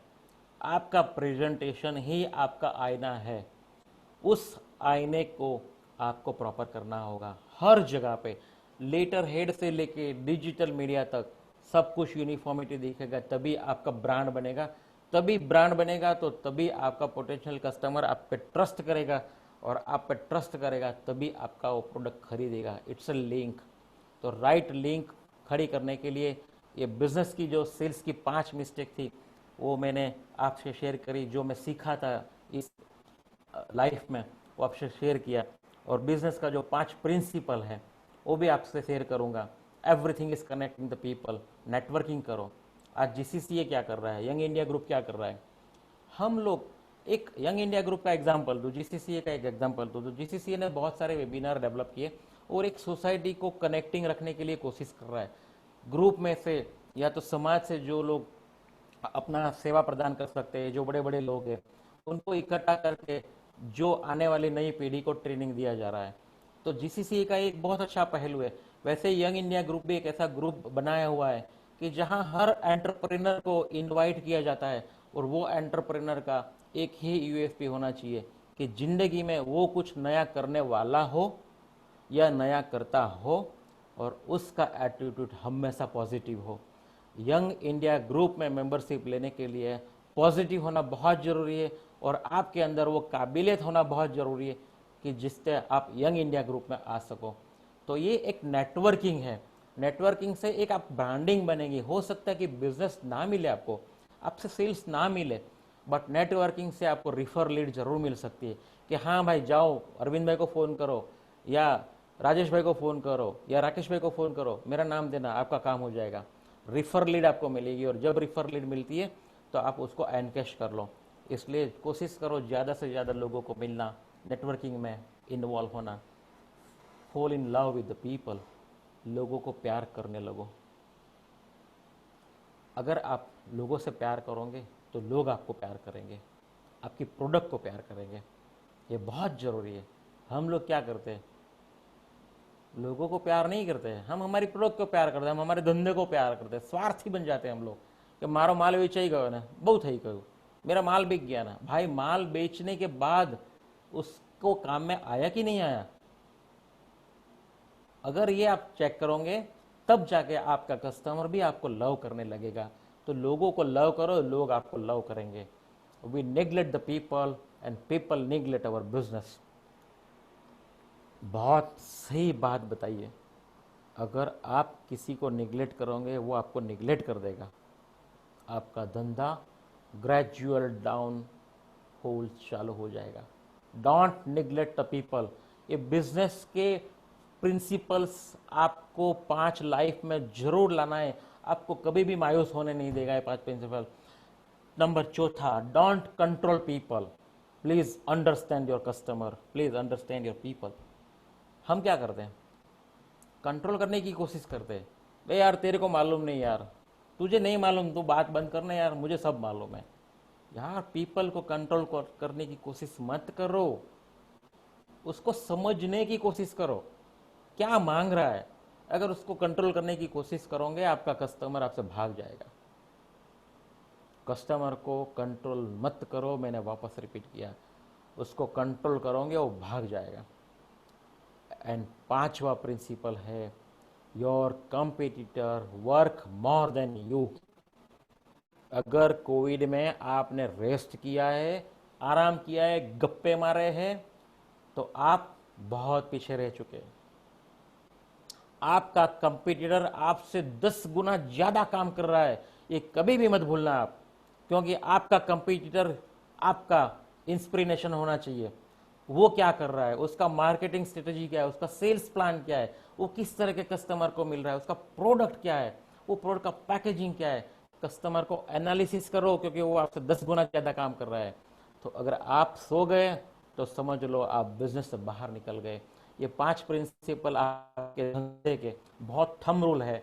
गीता जैसे हमारा वेद, हमारा एक आस्था का प्रतीक है, वैसे ये बिजनेस के जो भी 5 पॉइंट मैं दे रहा हूँ, वो हर 5 पॉइंट आपके लिए बहुत मायना रखेगा और आपके लिए ये एक बार एनर्जाइज करेगा। अभी एडवांटेज कैसे लेना है कंपटीशन का, हम लोग कंपटीशन में भाग जाते हैं। कोविड के बाद काफ़ी बिजनेसमैन ऐसे हैं, या तो काफ़ी एंटरप्रेनर है, उन्होंने सोच लिया कि यार this is not right time, मुझे यहाँ से बाहर निकलना चाहिए, इस धंधे से बाहर निकल जाओ, कंपटीशन ट्रिमेंडस है, खर्चा भी नहीं निकल रहा, घर से पैसा जा रहा है और नुकसान पे नुकसान हो रहा है। और ऐसे सोचने वाले 80% लोग हैं। कंपटीशन कम हो रही है, आप उस 20% में आ जाओ पॉजिटिव थिंकिंग के साथ, और इस लो कंपटीशन का एडवांटेज आप ले लो। ये आपका वंडरफुल टाइम है, आपको बिजनेस में टॉपर ले जाने के लिए इससे बड़ा मौका आपको कभी भी नहीं मिलना है।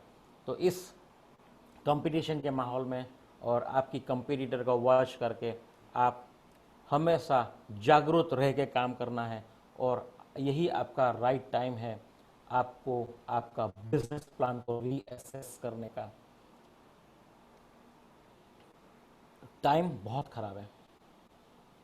रीअसेस जब भी करने जाते हैं तो हमें हमारी करंट सिचुएशन याद आ जाती है, लेकिन मैं बहुत बारीकी से कहूँगा, बहुत मजबूती से कहूँगा कि जब बुरी चीज़ें आपके आसपास होती है और अगर आप रुक कर सोचने लगते हो कि ये ज़िंदगी मेरी कहाँ जा रही है, और आप ऑटो पायलट में अगर फंस गए तो आपकी ज़िंदगी फिनिश हो जाएंगी।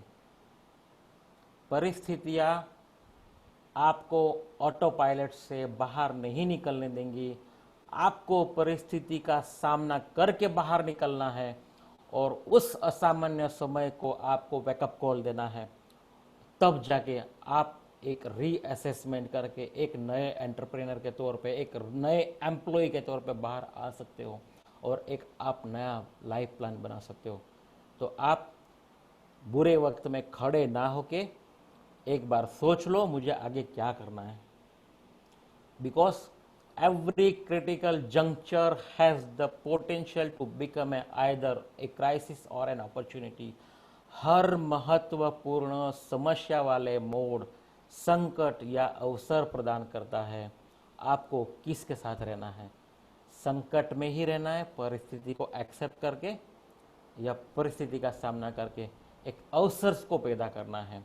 और काफ़ी ऐसे एंटरप्रेनर हैं जिन्होंने आज का जो माहौल है उससे भी काफ़ी गंदा माहौल फेस किया हुआ है, गिरे हैं, संभले हैं, वापस गिरे, वापस संभले, खड़े हुए और आज बड़े हुए। उनका एक मैं वीडियो आपको दिखाऊंगा जो हमें रियल में इंस्पायर करेगा।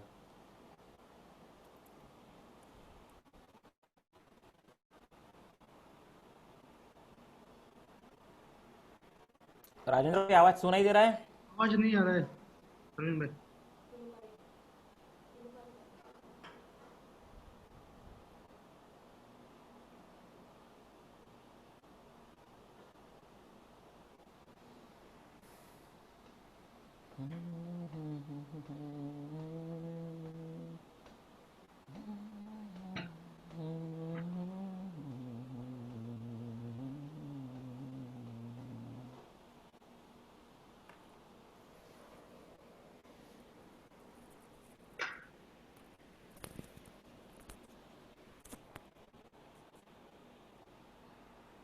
हमारे बहुत बड़े गुरु है धीरूभाई अंबानी, पूरे विश्व के गुरु हैं।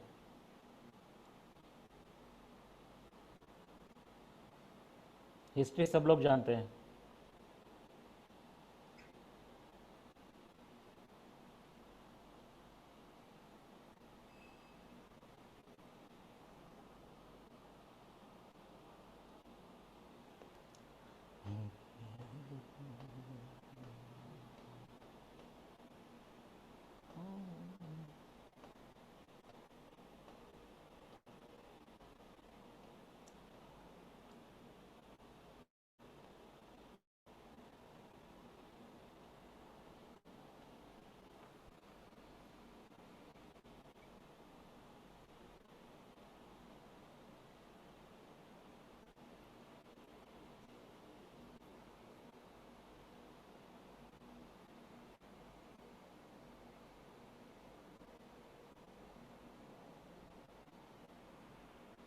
प्रवीण भाई मीनवाइल आप ये वीडियो मेल कर देंगे, आप ऊपर दोबारा दिखा देंगे,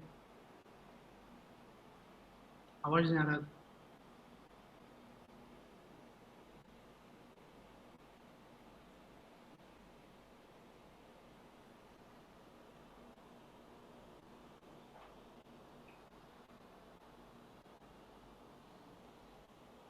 अरविंद भाई हाँ जी, ये वीडियो आप मेल कर दीजिए, अपने दोबारा दिखा देंगे उसको। ठीक है। मीनवाइल समरी था clarity in your mind, reassess your business model, prepare the business plan. आपके सेल्स और मार्केटिंग आइडियाज़ आपको नए नए लगाने हैं। इंडिया एक $1 बिलियन पोटेंशियलिटी दिख रहा है, उस लैंड को अपॉर्चुनिटी में कन्वर्ट करना है। ब्रांड को कैसे आगे बढ़ाया जाए, विजन मिशन वैल्यू सेट करना है। लोगों को मिलते रहो, लोगों के साथ जुड़ो, एक सेल्स टीम कन्वर्ट करो जो कभी भी ना सोए, और वो 24 आवर काम करने वाली आपकी टीम है, वो एक सोशल मीडिया जो आपको 24 घंटा हेल्प करती है। और लास्ट मेरा एक ही कविता है गुजराती में, वो जो मुझे हमेशा मोटिवेट करती है, हिंदी में भी बाद में बताऊंगा। एक वाक्य જે હંમેશા મને પ્રોત્સાહિત કરતું રહે છે, તું એકલો નહીં એકડો છે, ઉઠ હજારો મીંડા તારી રાહ જુએ છે, તારો મૂલ્ય સમજ, ઝૂમતા નહીં આવડે તો ચાલશે પણ ઝઝુમ્યા વગર તો છૂટકો જ નથી। तू अकेला नहीं बट एक नंबर का आदमी है, तेरे पीछे काफ़ी जीरो लग जाएंगे अगर तू आगे बढ़ेगा तो। तू अपनी कीमत समझ। अगर तुझे खेलना नहीं आता, प्ले खेलना नहीं आता, तो कोई बात नहीं, बट तुझे स्ट्रगल तो करना पड़ेगा। ये हिंदी में उसका भावार्थ है। और thank you very much GCCA, young India group, all participant और मेरे मार्केटिंग के टीम, एडमिनिस्ट्रेटिव टीम, आप सबका मैं बहुत दिल से शुक्रगुजार हूँ। आपने मुझे प्लेटफॉर्म दिया और मेरा जो एक्सपीरियंस आपके साथ शेयर करने के लिए मौका दिया। Thank you very much. Thank you, Arun bhai. Thank you very much. As Dr. Arun bhai, you are very given very important insight of the business. I hope today's session will helpful to grow, sustain in this challenges day. Dr. Arun bhai explained very well difference between marketing and sales. There are too many things to learn from today's sessions. So now we'll start the question and answers. There is a request from Deepak bhai. Yes, Deepak bhai, can you hear me? या Yeah, please. Arvind भाई नमस्ते। नमस्ते भाई, नमस्ते। मैं सबसे पहले जो भी पार्टिसिपेंट्स आज के सेशन में सब लोग हैं, मैं सबको धन्यवाद देता हूं और सबको बहुत भाग्यवान समझता हूं कि आज सबने अरविंद भाई को सुना। मैं खुद पिछले 21 साल से कंसल्टिंग बिजनेस कर रहा हूं और पूरी इंडिया में और बाहर भी 1000 के ऊपर सीईओ को मैं मिल चुका हूं आज तक।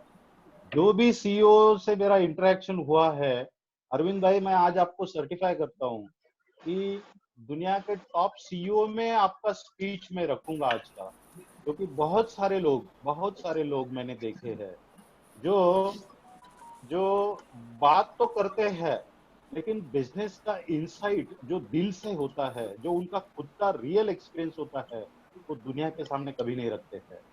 आज आपने आपका जन्म से लेके अभी तक का जो सक्सेस स्टोरी, मैं बहुत ध्यान देके सुन रहा था, आपके एक एक लफ्ज को मैं सुन रहा था अरविंद भाई। इसमें आपने बोला कि मैं दिल से बात करूंगा, मेरे अनुभव डालूंगा। आपका एक एक स्लाइड, एक एक सेंटेंस पूरा अनुभव से भरा हुआ था और ये आपकी स्पीच सर्टिफाई कर रही थी। आपके, मुझे मालूम है कि आप कोई प्रोफेशनल स्पीकर नहीं है, कुछ प्रेजेंटेशन स्किल, कम्युनिकेशन स्किल का, लेकिन जो बात आपके दिल से निकल रही थी उसने आज आपको, मैं बोलता हूँ, प्रोफेशनल स्पीकर से भी ज्यादा ऊंची पहुंच पे बिठा दिया है।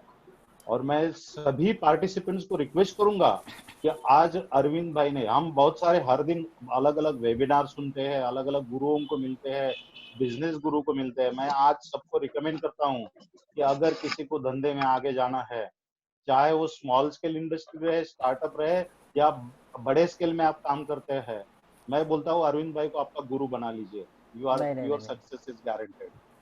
Thank you very much for your compliment. Yes sir, yes. मैं आपको बोल रहा हूँ ना, मैं 1000 सीईओ और एमडी से मिल चुका हूँ और मैं खुद स्ट्रेटेजिक बिजनेस प्लानिंग का कोचिंग करता हूँ, मैं ट्रेनिंग देता हूँ।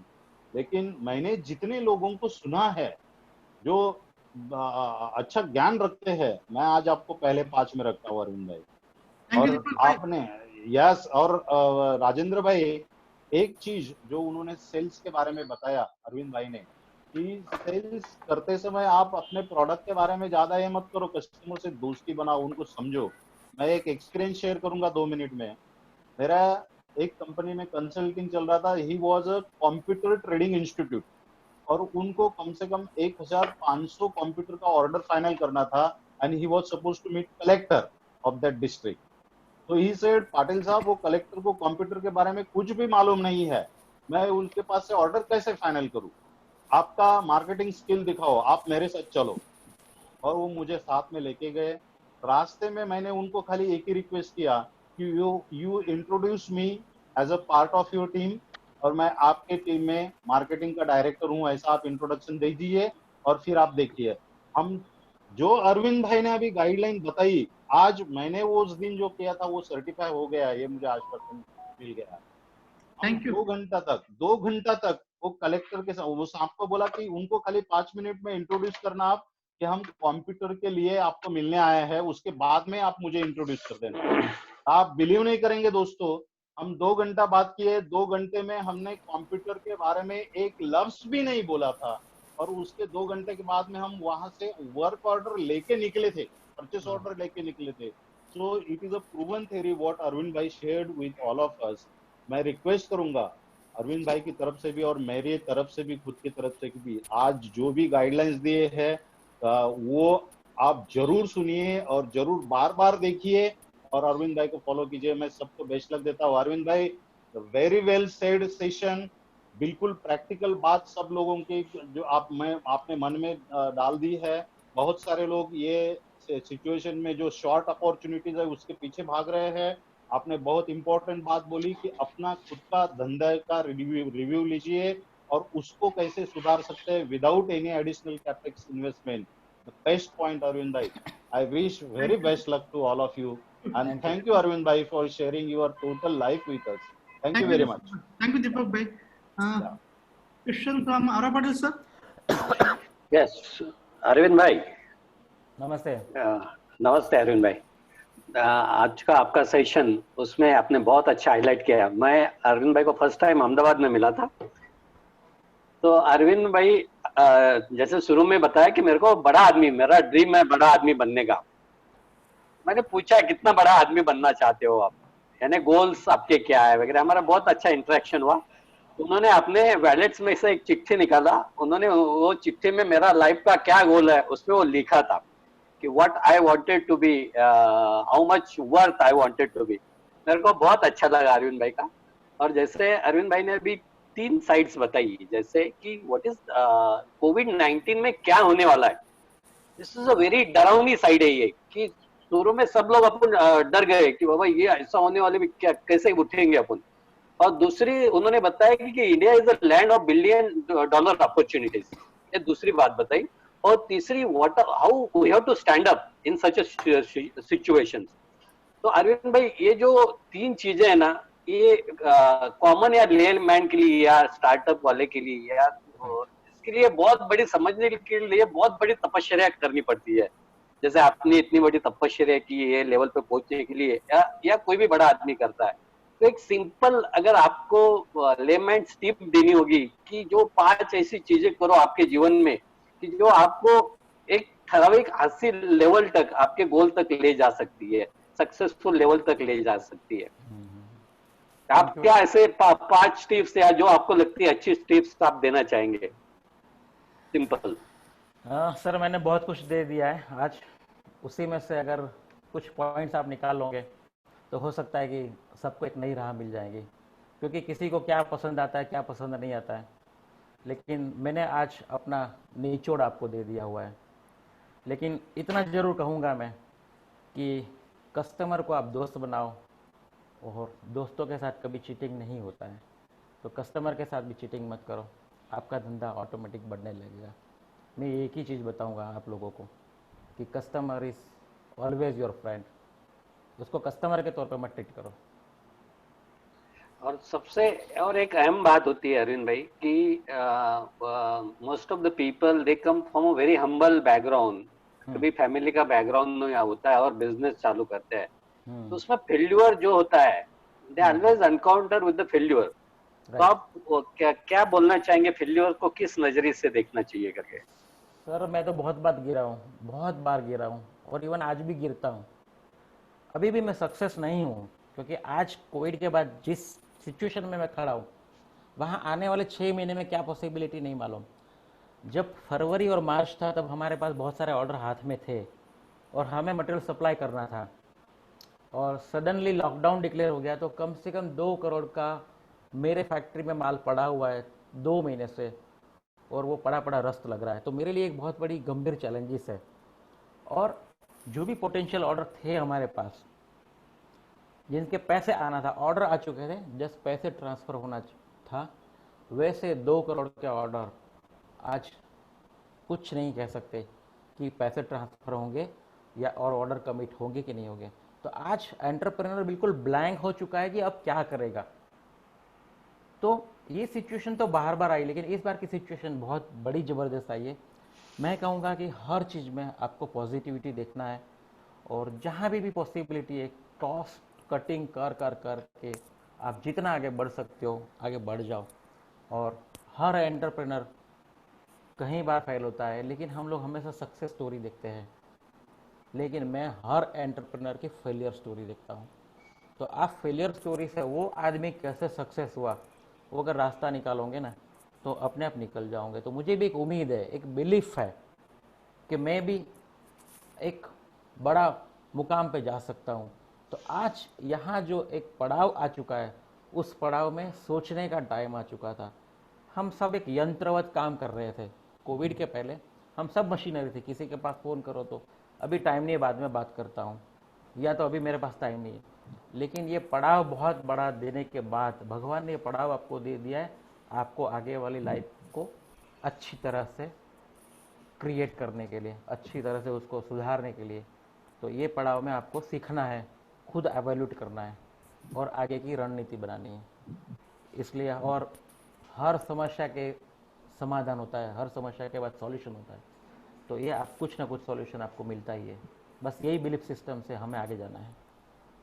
चलो, that is very good Arvind भाई। और आपने जैसे जीसीसीए के बारे में बोला, अभी बहुत सारी बातें जो आपने बताई ये इसमें, तो जीसीसीए ये ऑलरेडी ये सब के लिए मेहनत कर रहा है, और ज्यादा से ज्यादा लोग कैसे इस प्रवाह में आए और खुद की उन्नति के साथ देश की उन्नति करे, अपना नेटवर्किंग कराए, अच्छे अच्छे लोगों के साथ एसोसिएट हो, अपना ब्रांड बिल्डिंग कैसे बनाए, और ये जो नेटवर्किंग है पूरे समाज का, पूरे विश्व में कैसे हो, और एक दूसरे को हेल्प कैसे करे, ये आपने जो जो बातें इसमें बताई है, ये जीसीसीए उस पे ऑलरेडी काम कर रहा है। और होपफुली जैसे बोला कि जैसे आपने 3 प्लांट्स बताए, छोटा, बीच में का और बड़ा, वैसे ही जीसीसीए एक हमारा जो विजन है कि नेक्स्ट 25 बाय 2014 एक अच्छा ऑर्गेनाइजेशन वर्ल्ड ओवर हो, और एक मेक को सपोर्ट करके पूरे समाज को एक उन्नति की ओर और एक अच्छे समाज की ओर ले जाए, यही हमारा उद्देश्य है अरविंद भाई। बिल्कुल होगा, बिल्कुल होगा। Thank you Arun Patel sir, thank you Arun bhai. There is a question from Jignesh Patel. Jignesh ji, आप सुन पा रहे हैं? Yes. या Okay. Thank you, Ranjit bhai. Thank you Jignesh भाई, नमस्कार। અરવિંદ ભાઈ સાહેબ નમસ્કાર.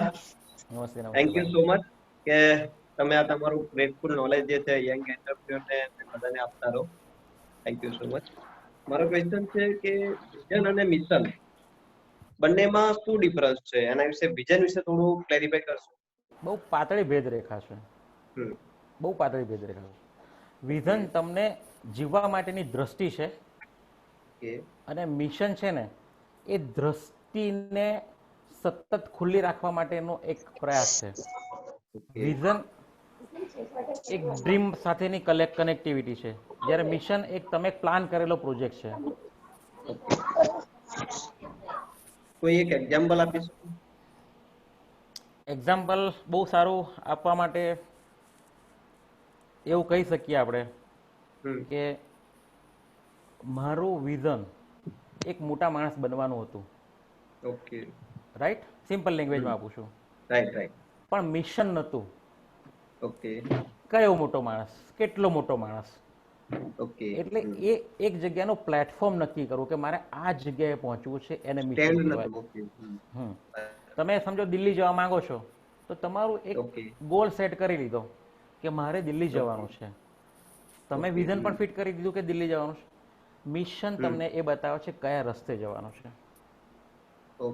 બાય ફ્લાઇટ જવાનું છે, બાય ટ્રેન જવાનું છે, કે અડધે ઉતરી જવાનું છે.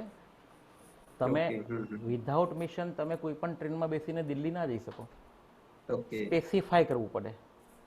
ક્લિયર. એટલે બહુ જ પાતળી ભેદરેખા છે એના અર્થ કાઢવા માટેની, બધાને એકબીજાને કનેક્ટેડ છે. Okay, thank you so much. Jignesh, thank you, Arun bhai. A question from Shinmati Tiwari. Can you hear me? Yes, sir, I can hear you. It was very good interacting session, and I had the privilege to be connected with Arvind Bhai since 1999. So it will be a small suggestion from my side that whatever Arvind Bhai has shared with us, it's my experience. I'm watching Arvind Bhai since 1999. If you implement that, definitely success will be with you, and you will be successful throughout the life. That's what I wanted to share with you. Thank you very much. Thank you very much. Thank you. Any more questions? Please raise your hand if you have any questions. Okay, there is no question. Arvind bhai, just last message. Raju भाई, राजू भाई, Just Nitin bhai, please. नमस्कार अरविंद भाई, नमस्ते भाई, नमस्ते। कुछ अपना experience share करना चाहता हूँ आपसे। प्लीज। पहली बात तो आपने जो इतना अच्छा प्रेजेंटेशन दिया उसके लिए बहुत बहुत थैंक यू। और पुरानी यादें कुछ शेयर करना चाहता हूँ। 2001 एंड 2002 में हमने साथ में काम किया है और उस दरमियान हमने काफी कस्टमर विजिट्स किया है और उस टाइम पे मैंने काफी आपसे नॉलेज भी सीखा है, बहुत सारा कुछ किया है और उसकी बदौलत आज मैं कंटिन्यूअसली मेरा बिजनेस आगे बढ़ा रहा हूँ। और एक बात मुझे याद है, जब हम बेंगलोर में जा रहे थे एग्जीबिशंस अटेंड करने के लिए और जहाँ पे हम तीनों थे, आप, मैं और आपका ड्राइवर। जब ड्राइवर गाड़ी चलाते चलाते थक गया था तो बीच में आपने ड्राइव करने के लिए लिया था, करीबन रात को 2-3 बजा था और उसी टाइम पे अनफॉर्चुनेटली जो बड़ा एक्सीडेंट हुआ था हमारा और उस एक्सीडेंट में पूरा गाड़ी बर्बाद हो गया था और गाड़ी को देख के ऐसा लगता था कि उसके अंदर कोई बचा नहीं होगा। तो उस टाइम पे आपने जो वर्ड मुझे बोला था कि हमको गॉड ने बचाया है और जो नई जिंदगी दी है तो कुछ अलग करने के लिए हमें अलग सी जिंदगी दी है, तो वो वर्ड मुझे आज भी याद है। तो मैं अभी वही याद कर रहा था कि कुछ बड़ा करना है, बड़ा धमाका करना है, इसलिए हमें गॉड ने जिंदा रखा। बहुत सही बात है, बहुत बस यही कहना चाहता था। Thank you GCCA. Thank you Nitin. Thank you Arvind bhai. Dilip Patel, from Dilip Patel. Yes, Arvind bhai. Good evening. नमस्ते गुरु, नमस्ते। नमस्ते। મારા ગુરુ છે દિલીપ ભાઈ। गुजराती में चलसे ना कि हिंदी में चलेगा? हिंदी में बोले ज्यादा अच्छा रहेगा, अपने पास पार्टिसिपेंट बाहर से ही है। अरविंद भाई और हम दोनों करीबन 2000 से मित्र है। हम कैसे मालूम पड़े कि ये मेरा मित्र है या मेरा सन का मित्र है, मैं अभी तक डिफाइन नहीं कर पाया हूँ। अरविंद भाई की, ये जो अरविंद भाई की है एक बड़ी खासियत है, जितना मेरा फ्रेंड है वैसा ही मेरे सन का फ्रेंड है और मेरे जो यंगस्टर्स है वो सभी का फ्रेंड है। ये बताता है कि उसकी एक्सेप्टेबिलिटी कितनी है। It is very right and very acceptable. मैं ऐसे तो हम दोनों बाजू बाजू में ऑफिस में ही बैठे हैं, कई दफा मेरे उधर आते हैं, मैं वहां जाता हूँ, लेकिन मैंने देखा है हर दफा उसके पास नया नया पॉइंट होता है, नई नई बातें होती है और क्वेश्चन ज्यादा करते थे। दिलीप भाई इसका क्या करना है, ऐसा क्या करना है, जबकि उसको मालूम होता है, लेकिन they are very eager to learn every time since many years. Business के लिए जो बताया brand value, and it is very right and it is the last point of the business success. अगर हम बिजनेस को चलाते चलाते जो भी नीचे वाला स्टेज करके जो आप 3 वर्ड में बता दिया ब्रांड का पोजीशन, तो आपने वो भी मशीन के अंदर भी बना दिया है। कोई भी मैं मेरा एक्सपीरियंस बताऊं, मैं अरविंद भाई को, अरविंद भाई आपका बिजनेस नहीं है लेकिन मेरा फ्रेंड है, आपको ये बनाना है, तो वो मशीन है मुझे इतना बढ़िया बना के दिया है, जबकि उसका बिजनेस नहीं था, उसका ये लाइन नहीं थी, लेकिन बड़ा बना के दिया है। तो आज तक मेरे को उसमें बहुत मजा आ रहा है और प्रेम से काम कर रहा हूँ। तो ये जो बता रहे हैं उसकी लगन जो है वो बता रहे हैं। तो मैं आज बहुत कुछ भी उसके पास से सीखा भी हूँ, देखा भी हूँ और आशा रखता हूँ कि एकदम बड़े बिजनेसमैन होके, इंडस्ट्रियलिस्ट होके निभरे और 3 साल के बाद वापस हम आपका लाभ लेवे, ऐसे हम इच्छुक हैं। नमस्कार। थैंक यू दिलीप भाई। मैं दिलीप भाई का पहचान कराऊंगा आप लोगों से ग्रुप से। दिलीप भाई कम से कम 7 से 8 इंडस्ट्रीज के मालिक है और उनकी फैक्ट्री के अंदर आज पूरा ग्रुप मिला के मोर देन 2000 एम्प्लॉय हो गए। और दिलीप भाई का भी जो बिजनेस स्टार्टअप हुआ था साइकिल से हुआ था और आज उनका 2000 करोड़ का साम्राज्य है। और दिलीप भाई आपने टाइम निकाल के मुझे सुनने के लिए टाइम दिया, उसके लिए बहुत बहुत आभारी हूँ। Thank you. Thank Thank you, you, Arun. thank you, Dilip bhai. Thank you, Arun bhai. Just एक announcement for all the participants for today's webinar. आप सबको एक लिंक भेजा जाएगा, उसके ऊपर से आज का अटेंडेंस सर्टिफिकेट आपको दिया जाएगा, वेबिनार का सर्टिफिकेट दिया जाएगा आज का। तो अरुण भाई का वेबिनार आपने अटेंड किया हुआ है, उसका एक सर्टिफिकेट इशू करेंगे डीसीसी ग्रुप के ऊपर और यंग इंडियन ग्रुप के ऊपर लिंक भेजा जाएगा आपको। तो लिंक पे आप प्लीज आपका डिटेल भर दीजिएगा, आपको ईमेल पे आपका वो सर्टिफिकेट मिल जाएगा। Any more questions please? Okay Arun भाई, थोड़ा एक शॉर्ट में लास्ट क्वेश्चन, हाँ जी। टेक अवे मैसेज क्या देना चाहेंगे आप सभी पार्टिसिपेंट्स को? Very sweet and short. Sir क्या मैसेज दूँ? मैं इतना बड़ा आदमी हूँ ही नहीं कि मैं किसी को मैसेज दूँ। सर बड़ा छोटा तो कोई नहीं सर दुनिया में, नहीं बड़ा बनना पड़ता है अरुण भाई, आपने बताया अभी। बड़ा बड़ा बनना है, बट इतना बड़ा भी नहीं है हम लोग के किसी को मैसेज दिए। बट मैं ऐसा कहूँगा कि मैं गुजराती में बोलता हूँ चलेगा? कि मैं सिर्फ कर्म करता हूँ, फल की आशा नहीं रखता हूँ। कर्म करूँगा तो भगवान हमेशा देंगे। जैसे अभी नितिन भाई ने बताया कि हम लोग 3 लोग गाड़ी में गए थे, गाड़ी का एक्सीडेंट हो गया था। वेरी नेक्स्ट डे वहाँ इमटेक्स बहुत बड़ा एग्जीबिशन था। घर पे सब लोग बोल रहे थे कि तू वापस अहमदाबाद आ जा, धंधा तो फिर भी होगा, कमा लेंगे पैसा। मैंने नितिन भाई को पुणे वापस भेजा, मेरे ड्राइवर को मैंने बैंगलोर भेजा और मैं 2 दिन हाईवे पे खड़ा रहा पुलिस का प्रॉब्लम सॉल्व करने के लिए, और फिर मैं इमटेक्स एग्जीबिशन में पार्टिसिपेट करने गया। तो मेरा ड्रीम था बड़ा बनना है, तो ड्रीम बनने के लिए मेरा एक स्टेप था इमटेक्स में पार्टिसिपेट करना। तो एक छोटा गोल था लाइफ में कि इमटेक्स में भाग लेना है। तो इमटेक्स में भाग लेने जा रहा था और ये इतना बड़ा हादसा हो चुका था, तब भी मैं वापस घर नहीं आया, इमटेक्स को सक्सेस किया। और वो एक हफ्ता जितनी बार मैं स्नान करता था, पूरे शरीर के अंदर से ग्लास के खरोच, छोटे छोटे खरोच निकल रहे थे, तब भी मैं पीछे नहीं हटा था और इमटेक्स फुलफिल करके फिर मैं अहमदाबाद आया। और उस ज़माने में उस वक्त मैं पहली बार शायद फ्लाइट में बैठा था, क्योंकि घर वाले चिंता कर रहे थे मेरी कि अरविंद इतना बड़ा एक्सीडेंट होने के बावजूद भी हम घर पे नहीं आया और एग्जीबिशन कर रहा है, तो जल्दी घर पे आया। और तब जाके मेरी नानी माँ गांव से आई थी, उसने मेरी आरती उतारी थी। तो बस यही मुझे जिंदा रहने की राह दिखा रहा है।